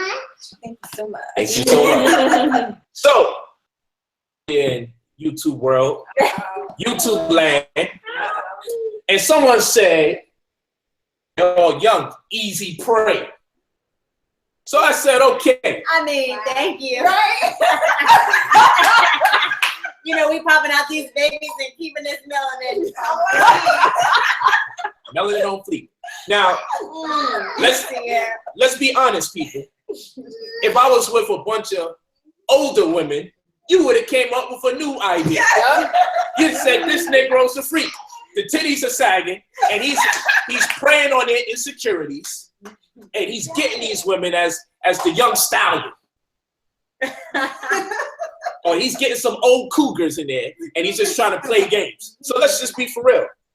You're just upset at the scenario, and if the scenario is upsetting you, turn this thing off and pretend you never seen it. What does that even mean? We're all young. Like we're on the same age. No, you're supposed to be. It's fancy talk. Over Saying for we're naive. and dumb.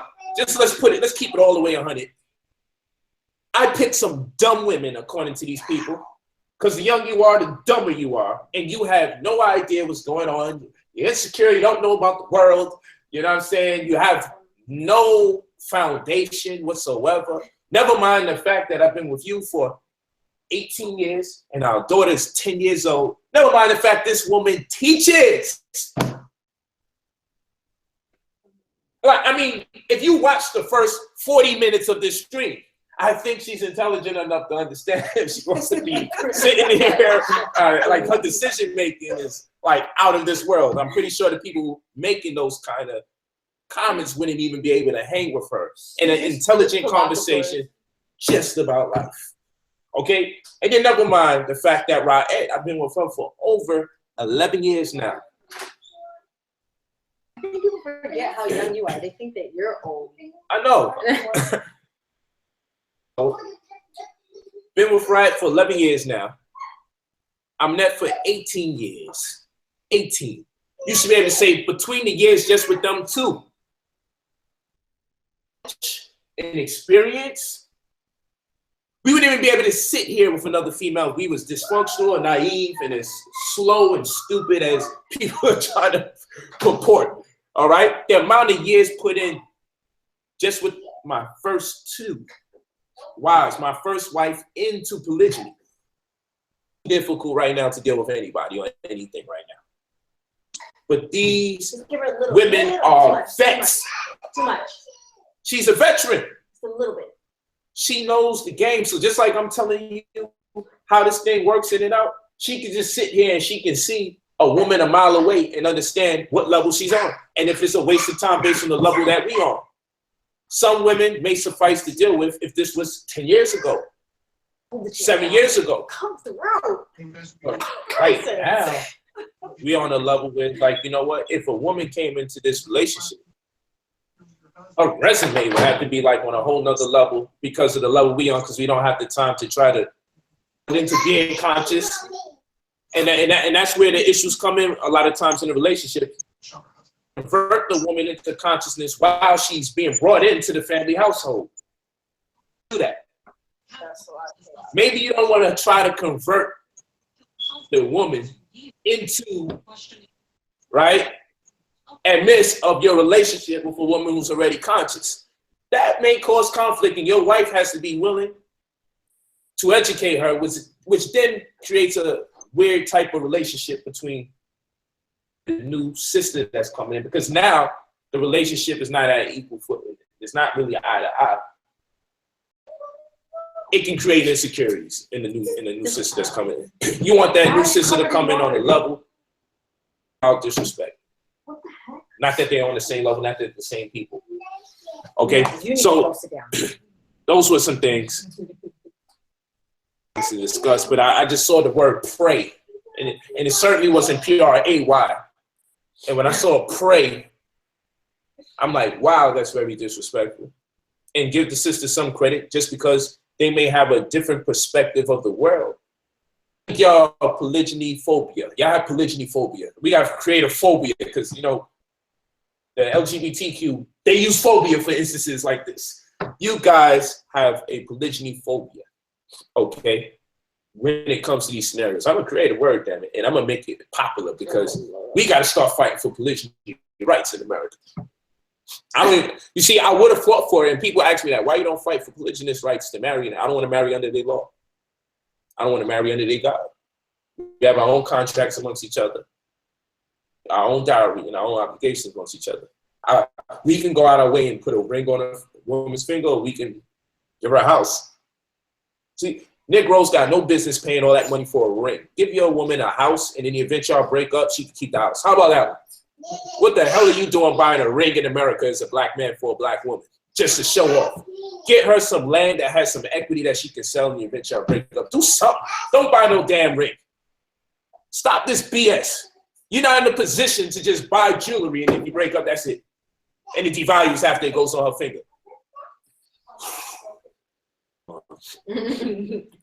Okay, let's get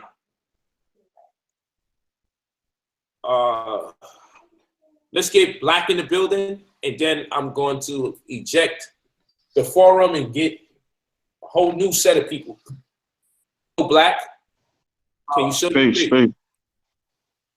Yeah, we had this situation last go round, man. This camera on this phone don't work right, so I can't show my face. That's why you get the service up there. All right, let's get a quick question in, my brother, so we can get a new set of people in here. All right, quick question. For the ladies or for the queens up there, like, how was it? Not sure if any of you had children before you met the brother, but if so, how was it for you? No? Okay. How was it for you introducing the children to the situation, to this new family? Well, when I first met Polite, Shannon and my daughter met Polite at the same time. Okay. So in that instance, how you know, I see how she is responding to the family. So I mean, but how would you explain that? You know what I mean? How would you explain that to her? I'm gonna say, and you got it. I just want to say this. In order to have a successful polygynous relationship, you have to have successful monogamous relationships. That's one. Now, here's the next thing, and then I'll be done. In order to have a successful polygynous relationship, you have to have successful relationships that pre-existed it, at least one.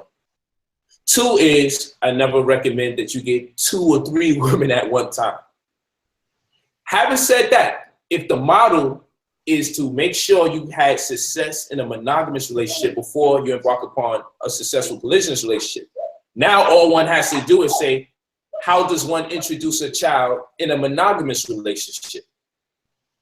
Because it's the same thing. See, I don't want people to, what I don't want people to do is to take things out of context. The same way you would approach to a monogamous relationship is the same way you bring in a child into a polygynous relationship as far as entering is concerned. Dynamic, nothing new, nothing different. The man has to be willing to embrace that child. That's part of the biggest issue. Is a lot of times people think people should wait to introduce children, even in monogamous settings. And I think that's what you're coming from. Am I incorrect? Yeah, that's kind of the angle I'm coming from. I appreciate that. I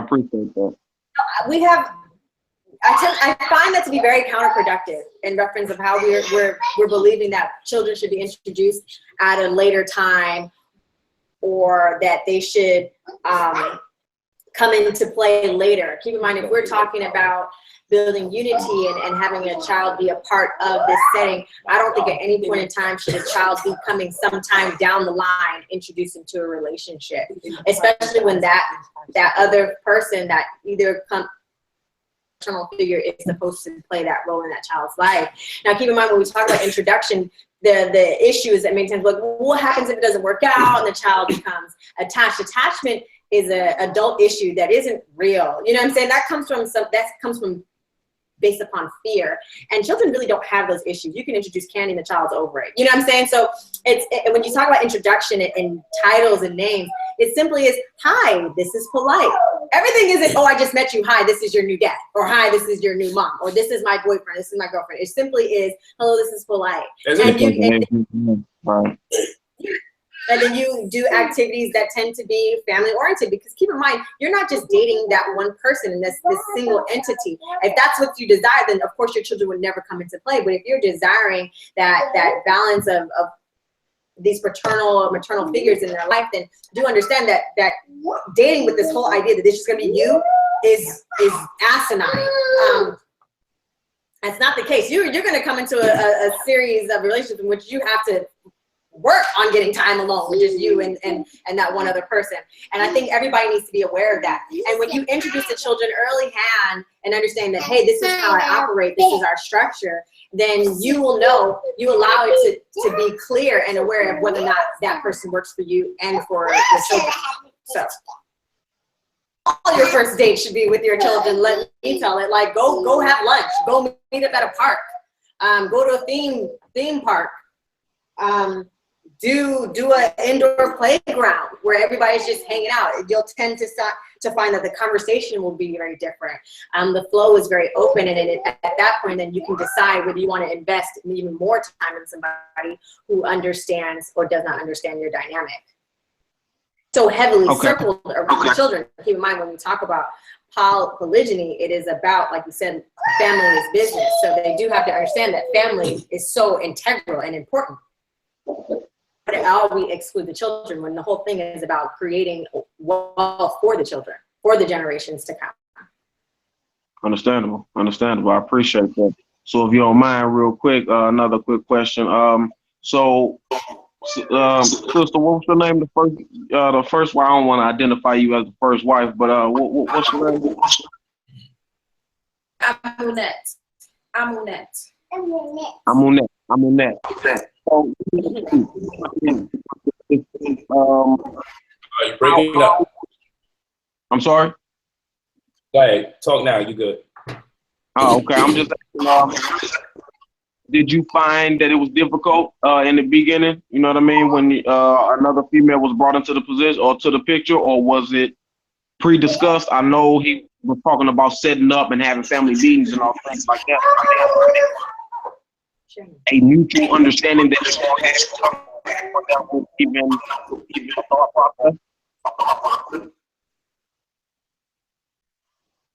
Right. Okay. You know, it was impeaching for me. I had questions like, wait, so you're gonna be over there sleeping with her, you're gonna try to come sleep with me? Like, my mind was going everywhere. I was asking so many questions. You can ask him. Like, he was like, all right, enough of that. It's never an easy situation, because you got to remember, coming from a European mentality or way of life, and I was conceiving, so I'm like, okay, how is this gonna work? But I did see how it was gonna work because he wanted better for me, and I wanted better for myself, and we both wanted to be parents that are really involved in our children's lives. So, because you know our story, we didn't have both parents and things like that. But I just saw the bigger picture, and I knew what I wanted. I wanted to be a better mom. You know, I have my own goals, and I just put aside the petty things. You know, if ever I felt like I needed to talk, I always spoke to him. You know, it was, I don't know. It's like everyone thinks it's peachy. I don't know. It's never peachy. It's just like having siblings. You're gonna disagree with your siblings from time to time. It's just that simple. You know, it's a working process. It's a building process. Understandable. So it's more or less a building process, as you say. I mean, so how long have you all been married? Oh, brother, this information. It's time to move forward. We gotta go on that. You can find that anywhere. It's on Instagram. Yeah, like 10 minutes ago. Like 10 minutes ago. You just got on the stream. Let's move forward, brother. You got a lot of questions in. Thank you, sir. Appreciate you, man. Let's get going. Okay, family, what I'm gonna do is I'm gonna eject you guys out of the chat. I can get other people in. Thank you for your stay. We're gonna get another set of people in here. Facebook. Feel free to call in again, guys, for those who've been wanting to put the link back in because there's probably new people there. Got almost 1 million people over there. Seriously? Got almost 1 million people on Facebook. At 800,000+ on Facebook. 884,780 people. Single parenting, monogamy, polygyny, POLIGHT. Same thing. Okay, putting the new link in. Please put it on mute as you come in. Please put it on mute as you come in. I'm going to click this sister here because we didn't get to her, so I left her in. Go ahead, talk to us.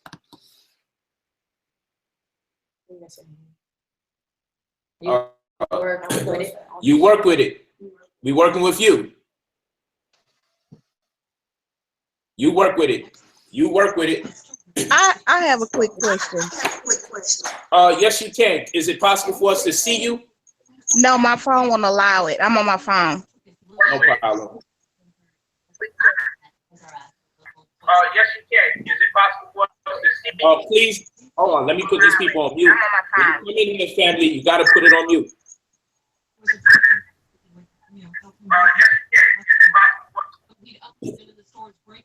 Go ahead, sister. And I don't know if you discussed this or not, but I was booted out a little earlier, so I might be repeating something you probably already answered. So I was wanting to know, how do you address any like disrespect towards your family, like when you're out doing debates or you're being interviewed or you're looking at social media? Well, to have tough skin. And what I mean by that is, I understand that people attack what they don't understand. People fear what they don't understand. And the beautiful thing about it is, I didn't grow popular in poverty. As I got more popular, because of the type of life goals I had, I was earning more income. So with each step or each phase, I had more to lose. Come on, put it on mute, family. Put it on mute. Put it on mute when you come through. You got to put it on mute. Please put it on mute. Work with us. Who wrote that? Oh, hey. Lisa gotta go. Lisa, please put it on mute. Yeah. Hold on. Yeah, she just did. She just did it. Okay, but that's not Elisa. That's Elisa? Lisa. Oh, okay. I just want to make sure. Okay. Anyway, I'm sorry about that. You work with it. You can unmute your mic. You good. You there? You work with it? Yeah, I'm good. Not you, Lisa. Yes, I'm here. Not you, Lisa. Okay, you work with it. I'm here. Okay. Yeah, so what I've learned to do is simply have tough skin. And there's things, a lack of education, a lack of resources would make you digress and respond in very hostile ways. But because there's more resources than we had, because the relationship is very successful, it stands to reason that I will have more to lose responding evasively to people that's on the outside, really just trying to contribute to negativity in hopes that it can spill into my personal life and then create a centrifuge of chaos. So we've learned maturely to not look at those things unless we need something for motivational purposes. We don't look at those negative comments. Like today's a day where we have to see some of the negative comments. We can give them the boot. Sometimes we just let people express themselves, even if it comes off a little rude. They may not have the manners or the knowledge to understand that they're doing something disrespectful. So it has to be a real disrespect in a cute form for us to say, let's get it out of there. Yeah, because I know people come with a special attack to try to get you off guard by going for your kids or, you know, something that's real personal to you. And me being the person that I am, I cannot let that slide, especially when you're attacking my kids, something that's real personal to me. So, like on my journey as I'm being woke as per se, and I'm looking at stuff and people like, well, why are you learning this or whatever? This not real, that, and then, you know, they'll come to you with some personal attack about, you know, your kids or what you're learning. Like you're not, like it's not good to better yourself. I can say okay. I mean, don't get caught up in that wormhole, that black hole of being sucked in and constantly trying to explain yourself. That tends to be a form of manipulation. And ultimately, what they generally want you to do is to understand them, and you do understand them, and just simply say okay and continue with what you got going on. To go back and forth with the battle of with your family, which tends to be very emotionally and mentally draining, because ultimately you're just gonna push onto them what it is they're pushing onto you, which is to get you to do what they want you to do, and you're trying to get them to do, you know, to get it. You know what I mean? And nobody needs to get caught in that battle of getting it, because that just is this. And fighting perception is a very hard, oftentimes losing battle. Simply just say okay. And that's it. Like, do not engage. You do not have to engage with anybody who's trying to get you to constantly explain yourself or to or they're pushing their way onto you, and then you just get caught up in just trying to fight all day. When it really doesn't have to be that. You can just simply say okay, and they won't know what else to say next after that. Yeah, so you know we keep it moving. Our family motto is losers think about winners and winners think about winning. That's how we roll over here. You're soaking wet. We need to put this in the dryer. Losers think about winners and winners think about winning. So long as we keep that in mind, those things just keep us focused, because at the end of the day, but I just got a text right now. I got a text right now from somebody that I know that's in Brooklyn. That's like, yo, bro, I just want to talk to you because someone bumped into somebody that I know and was like, yo, does Polite really have a ghost? Really drive that car? You know, I'm starting to feel uncomfortable. Like, I'm like, yo, what the? Man, this is gossip. Why the hell did I even answer this text? I literally just wrote, man, what the hell is this? You need to talk to me to make sure if I own a car, if I really live in Beverly Hills, and yo, this is what I'm talking about. This is what I'm talking about. Why the hell did I even answer this text? So I literally just wrote, man. 12.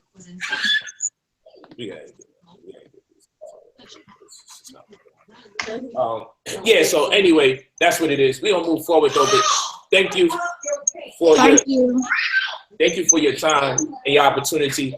How we deal with it, we just smile and we laugh amongst each other. Yo, the people that's on the stream, you gotta put your mechanisms on mute. That's in Brooklyn. All right, sister. That's like, yo, because somebody that I know, it was like, yo, does Polite really have a ghost? Don't worry. Just gonna eject people randomly until it works. That's what I gotta do now. Press mute, guys. Press mute. You can put that link in there and allow them to come in. I left it open just for Facebook, for you to do it on Facebook. Oh. So just tell them, for those of y'all watching us on Facebook, the link is coming through your way. They'll hear me say it. The link is coming through your way. Just click the link. For those of y'all that's on Facebook, it's coming your way. It's a Google Hangout link. I'll pin it to the top again. Let's go, Marcus. Unmute your mic, King. You right there. I'm waiting to see your face when you realize we're talking to you. Marcus? There you go. Oh,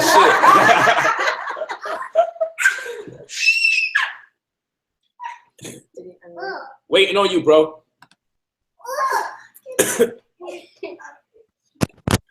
Got you. What's up, fam? What's your name? Where you from? Okay. I think he's... Let me see. What's up, Marcus? What's your name? Where you from? He's muted.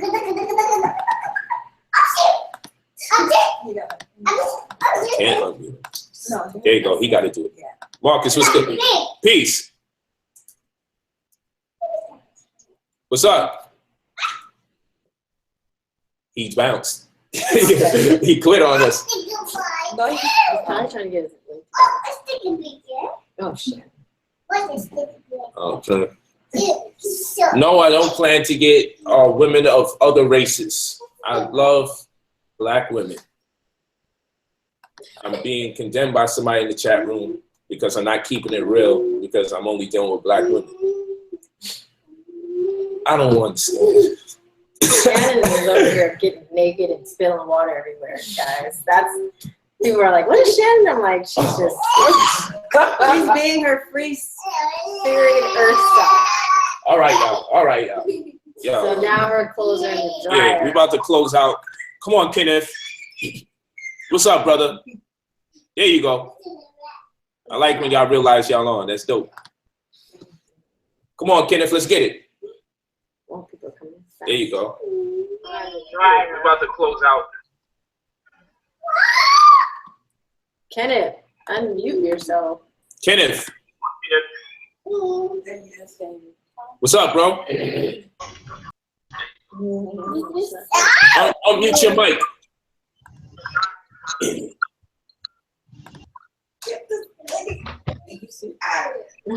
Unmute your mic, Kenneth.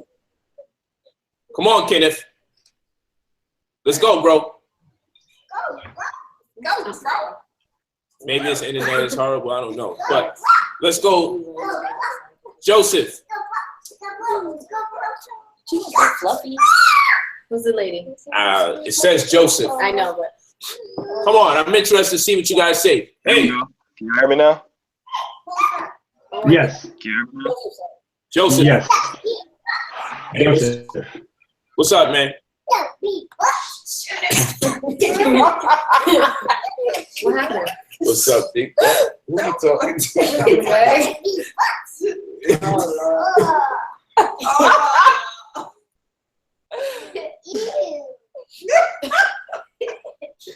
Oh my gosh.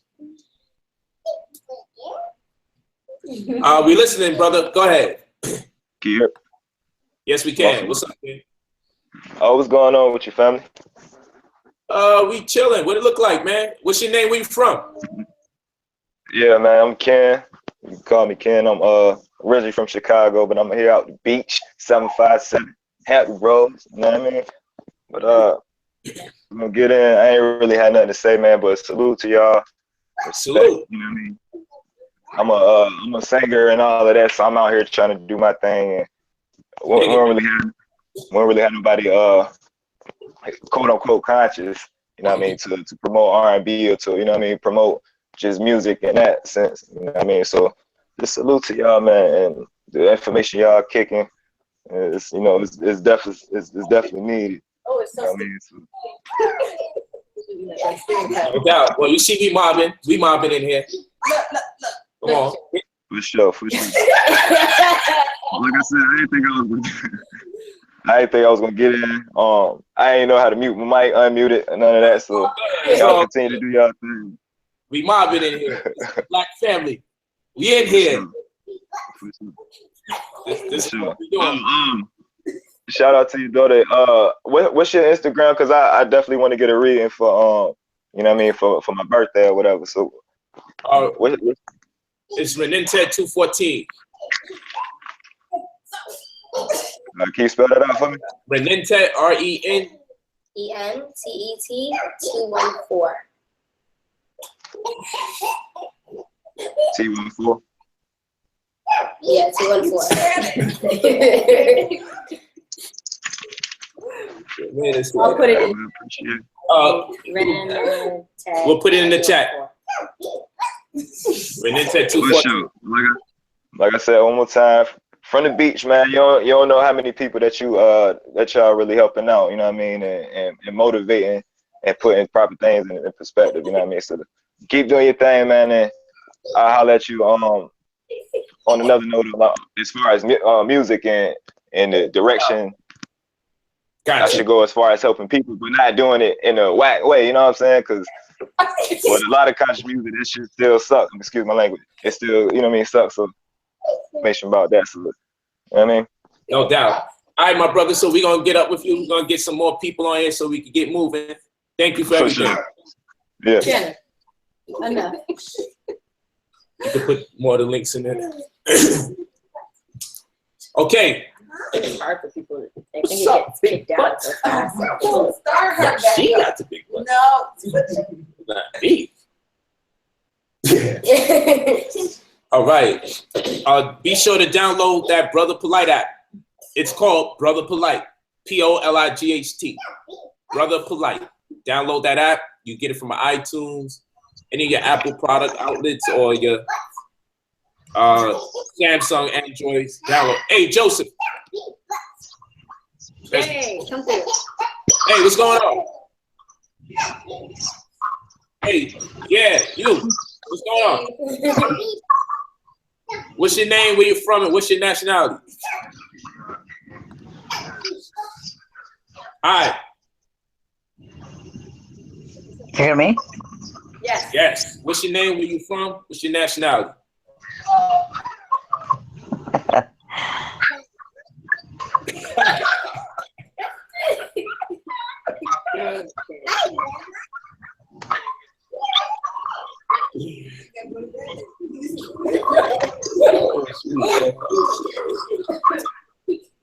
Are you going to speak?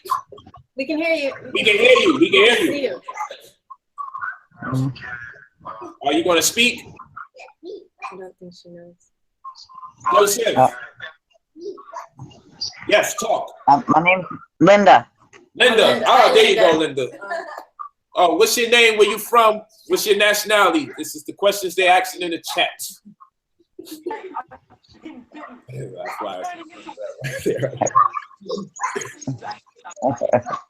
Linda, are you going to speak? Boston.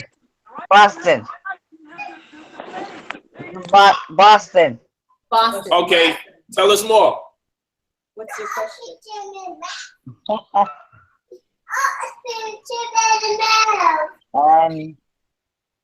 My nationality? Yeah, Linda. What is it? Are you a Mar? You a Hebrew Israelite? Who are you? Oh, you bounce. I take it you're right.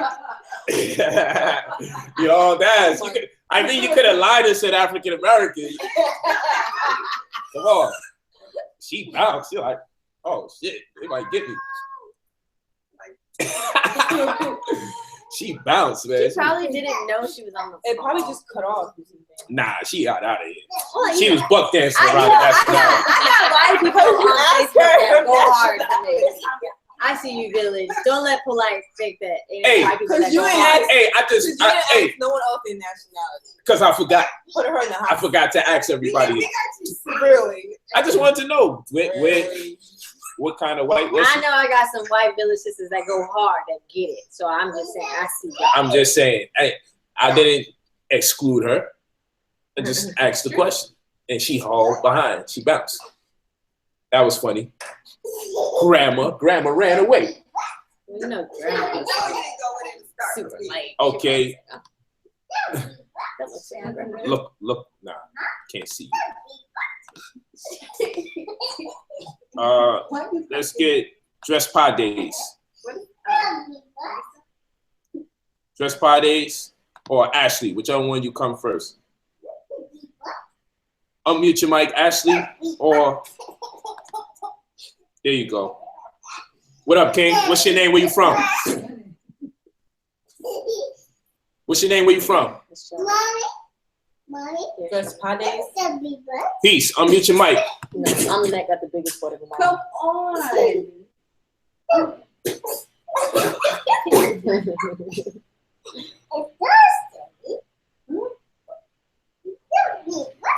on. Shannon, do you have a question? Yes. Dre Spades. Okay, Dre Spades. Come on, Dre Spades. I'm about to eject everybody in. Try another group because. Okay, Nexus. Let's go, Nexus. Cass is just chilling, man. What's up, yo? Cass is just chilling. Cass is just in their bed, rocking out. He came back. Joseph came back. Who came back? Oh, she came back. Linda came back. Hey, Linda, welcome back. Linda, what's up?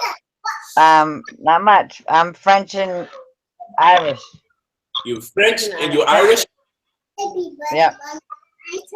Okay, you one of Ashley's fans?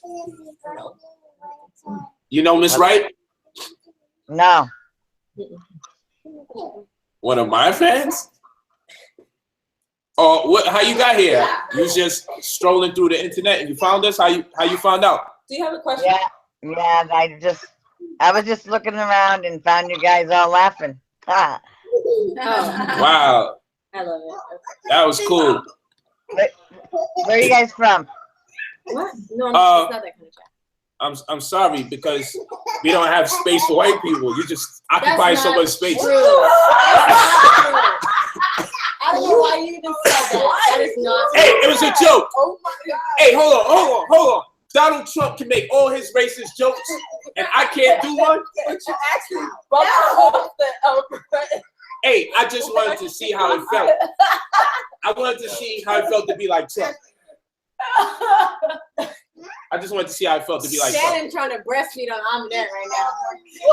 She asking her for a booby. It's hilarious.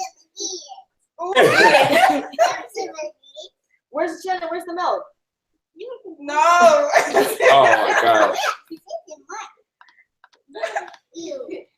Look at her. Oh no, it's live, man. Dang, girl.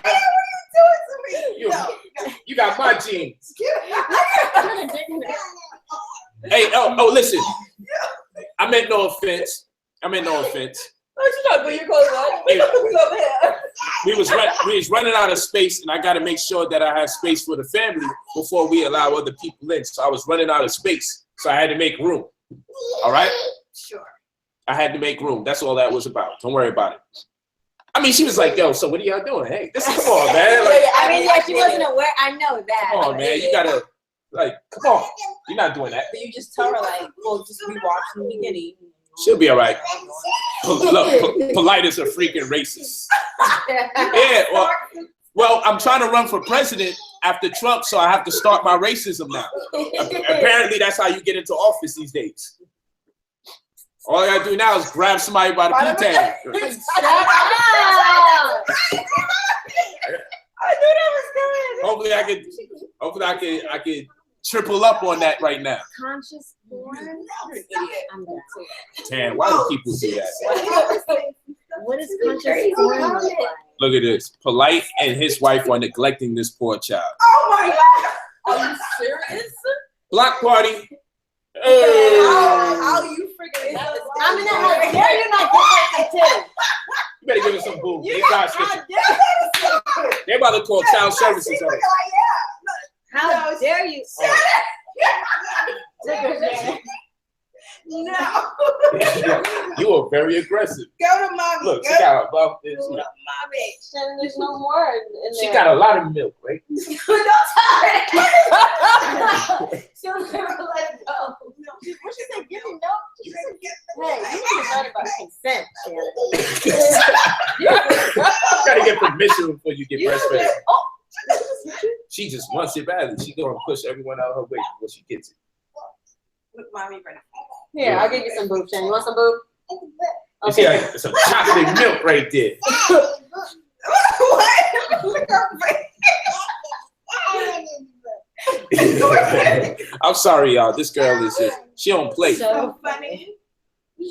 And yeah, we're definitely having a ball here while we neglect this baby. Yeah.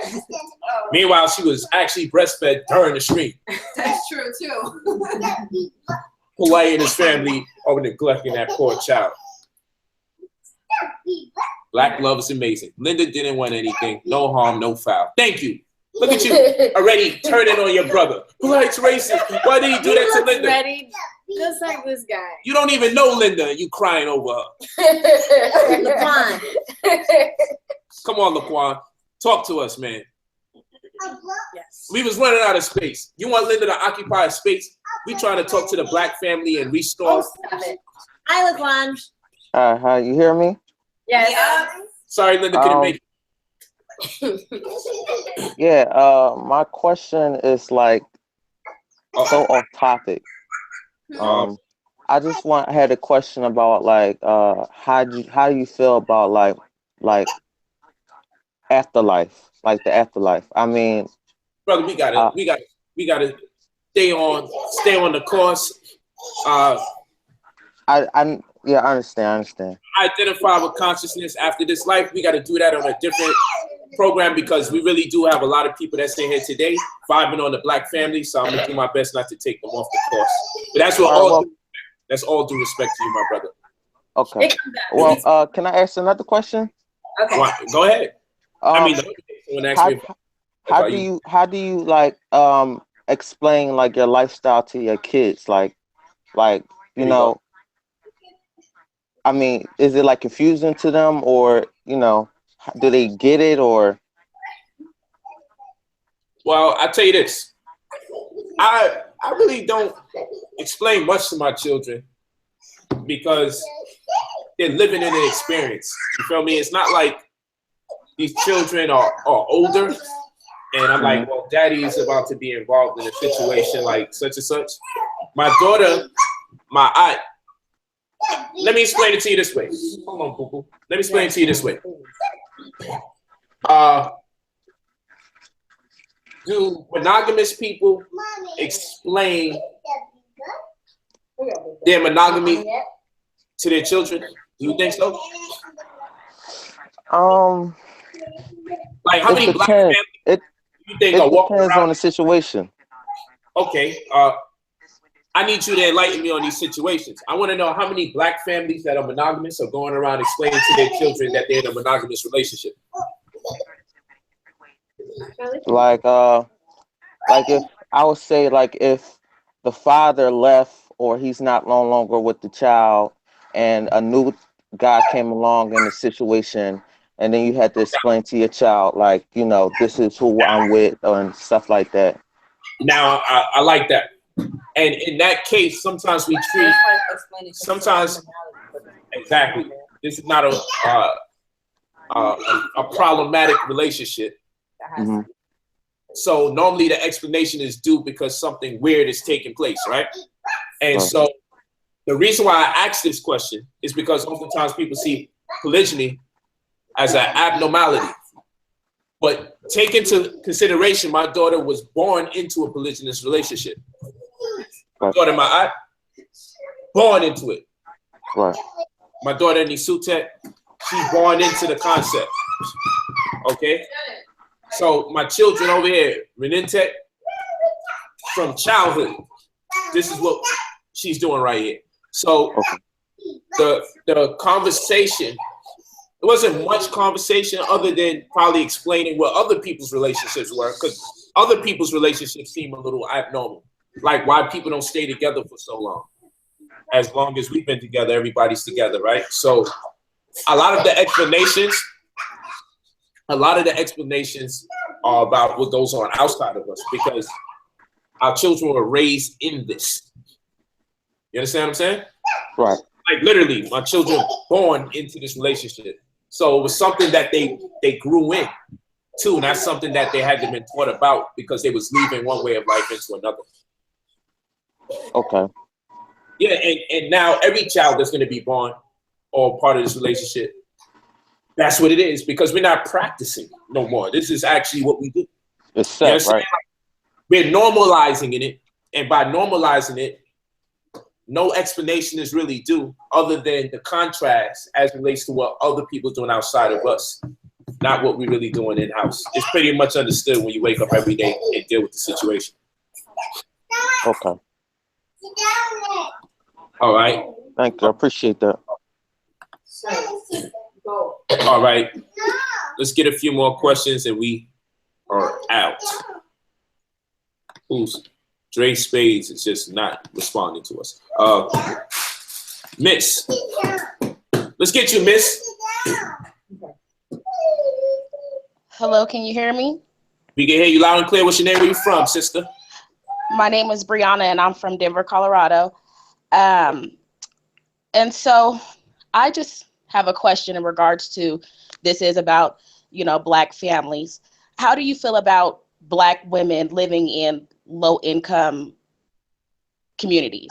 Like as a single mother living in low income, how do you feel about that? And what would you suggest for those Black women who are awakening? Because I feel like that's where I kind of categorize myself, is I feel like I am awakening. I'm new to the information, but I still live in a lower income community,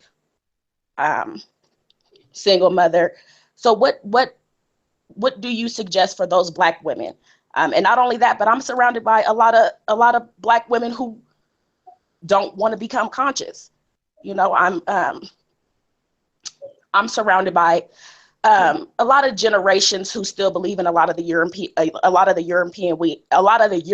ways, and I feel like I'm trying to break free of that, and so I just need a little bit of guidance. What do you feel? Okay, I don't know if y'all want to. Anybody wants to tack onto it, but what I would say is,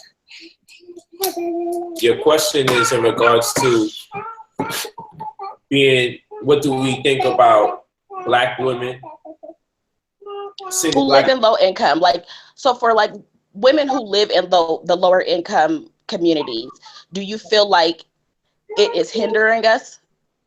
Or do you feel like this could be an opportunity for the Black women who live in lower income communities for them to really uplift themselves while they are in this type of, you know, rut, I would say? Because right now I'm not making a lot of money. You know, and due to the circumstances, it's like it's hard for me to make money at this time because my son, he's having behavioral problems, and you know, the jobs that are available to us, it's just like I'm not really able to be at home and take care of my son and still be a conscious woman. So for the Black women who are out here who live in low income, who wants to branch off into a different way of living, but they don't really have that guidance, what guidance would you give them? Well, number one is you have to read as much as you can. And why? Because when you read, you spend that time idealistically outside of your body, meaning you are working on your mind. You're going to need that when you're in those type of predicaments where you're surrounded by people that are maybe low frequency or just against consciousness in general, or just can't relate.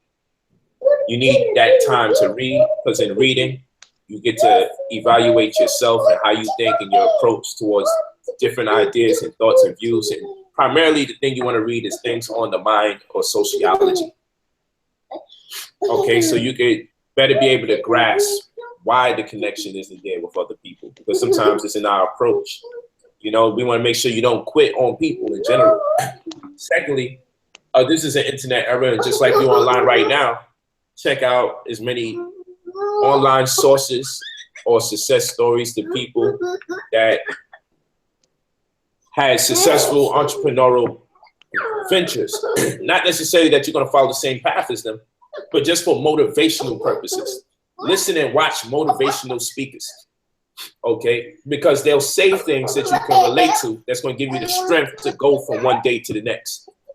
These things are all important, because without the confidence and without the conviction, it's going to be hard to execute any type of task that you have in front of you.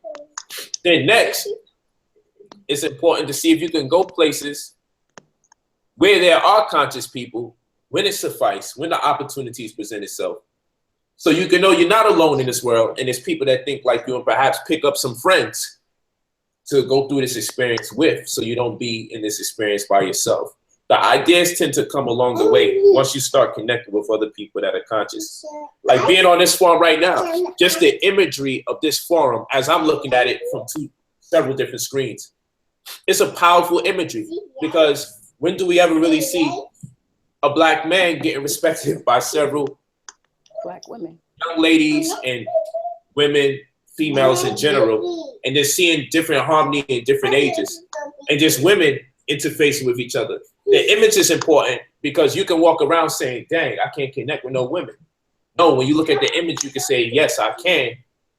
I gotta find them, or I will find them, I connect with them. Images are very important. It's how we drive our messages home. It's what affects us psychologically on scales that in turn, years down the line, we're responsible for our edification. So the images are very powerful. So this image right here is actually therapeutic, because when you go to sleep tonight, you'll have a point of reference for this type of solidarity. You have a point of reference for this type of unity. Okay, so you're feeding your mind. You're actually en route to uplifting yourself. Okay, and then we have free classes on here where we discuss economic ventures, and I give people different advice and different things that they can do that cost little to nothing. So I would say subscribe to the channel, so it can of pop course. up, you know? Yeah, I'm already subscribed to your channel. I really am trying to engage as much knowledge as possible, because it's limited, especially out here in Colorado. There's not too many Black women who are conscious, especially from where I live. I live in one of the most urban areas in Colorado, and there's a woman, even though that, yeah, there's urban areas in Colorado. A lot of people don't believe that, but there are. And so, actually, for the email contact. I live in one of the more urban areas, and it's hard for me to connect with women who are conscious. So I do appreciate the live streams that you do, because I get a lot of information, from that. And I'm just really trying to uplift myself out of this situation. So, all right, sister, listen to this. I'm gonna give you the name. There's a name on Facebook called Dawn, that's also in Colorado. Mm-hmm. DAWN. What else is her name? Dylan Baird. Dylan, DYLAN. BAIRD. She's been saying she wants to help. BAIRD. She's in Colorado. She wants to connect with you. What was the last part? B what? BAIRD. This is her name on Facebook. Put a space between all the words. Dawn, Dylan, DYLAN, Baird. BAIRD. She's in Aurora. She's in Aurora, Colorado, but she's looking to connect, and this starts the network. Yeah, most definitely. Thank you so much. One other question. So what do you feel about like the low income properties? Like, how do you feel about that? Like, do you think it hinders us, or do you think that this is an opportunity for us to capitalize on this? Low income properties. It depends on what the building plans are in the future. Said we can get her and her son straight. So that sister is definitely diligent in her pursuit to connect with you for progressive reasons. And tell her I'm most certainly going to reach out. She's definitely going to reach out. And also, what we know to do is go to the county survey and take a look on the building plans of the community to make a determination on how valuable the properties are. Not necessarily based on the assessed value or the fair market value of the properties, more rather, when it's lower income properties, we want to know what are the building plans for the future.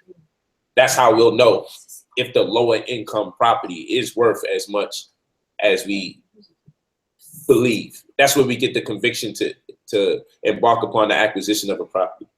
All right, sister. But we'll go through that data. Yeah. I'll most certainly be following. So thank you so much. Thank you so much for your insight and all your help. And thank you to your family. I look up to you guys, and you guys are such a motivation to me. Thank you so much for everything you do. Thank you, sister. We appreciate you. Thank you for reaching out and sharing with us. And I feel blessed that we were able to connect you with somebody and stay in touch with us. Yeah, I'll stay in touch. Thank Stay you, blessed. sister. Thank you. Okay, so I mean, this guy obviously just is not in tune with the world. So we're back to us. Yay. And somebody said, your wives look miserable, Polite. I'm disappointed in you. Take care of your woman or I will. Who are you? I'm not miserable, first of all. I wanted to read that comment. I am. I'm freaking starving. And look how much time he dedicates to you guys. Because you want to feed your baby, that's why. So you can start. We're Your baby going around not with a styrofoam cup asking for boobs.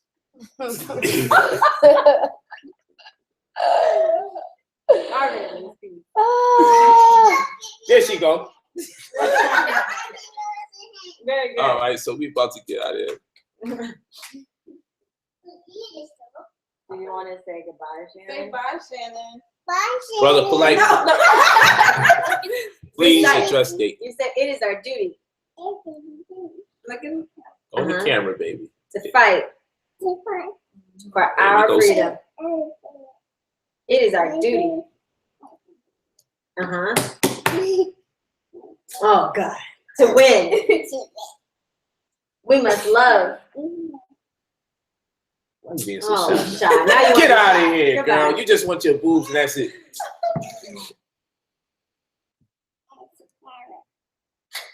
All right, family. So this concludes. Stand on this side, baby. We're about to close out. So people see. Where's Matt? To live. There you go, But baby. ours. Very good. We have nothing. There we go. Ah, there we go. I'm gonna just get low, you know, prison style. Where's Shannon? We see half Shannon. Yeah, Come on, there she Shannon. go. Oh, there goes Shannon. There we go. Wow. Now you say that, right? Okay. Yeah, bow. Boom. Boom. Pow. Pow. Black belt. So let's give them a big black power. 1, 2, 3. Black power. Where's your fist? Oh, you had the fist in there? Okay, we need the fist. There. Hold on, right. Get in there. Get in there, right. Come on, close. Get more in here, right.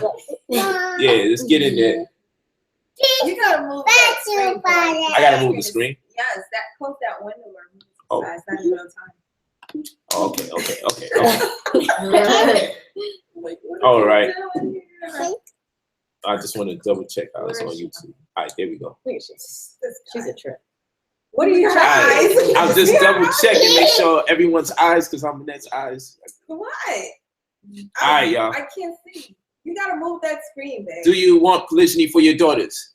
I don't consider my daughters being in relationships at the ages that they're in. I just don't.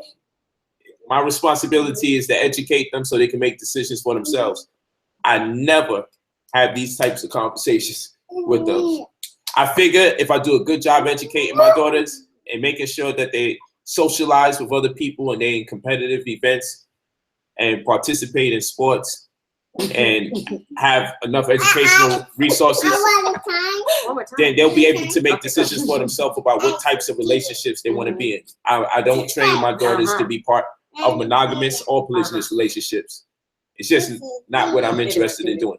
I figure they can use what they learn to make these decisions for themselves. We must love. We must love each other and support each other.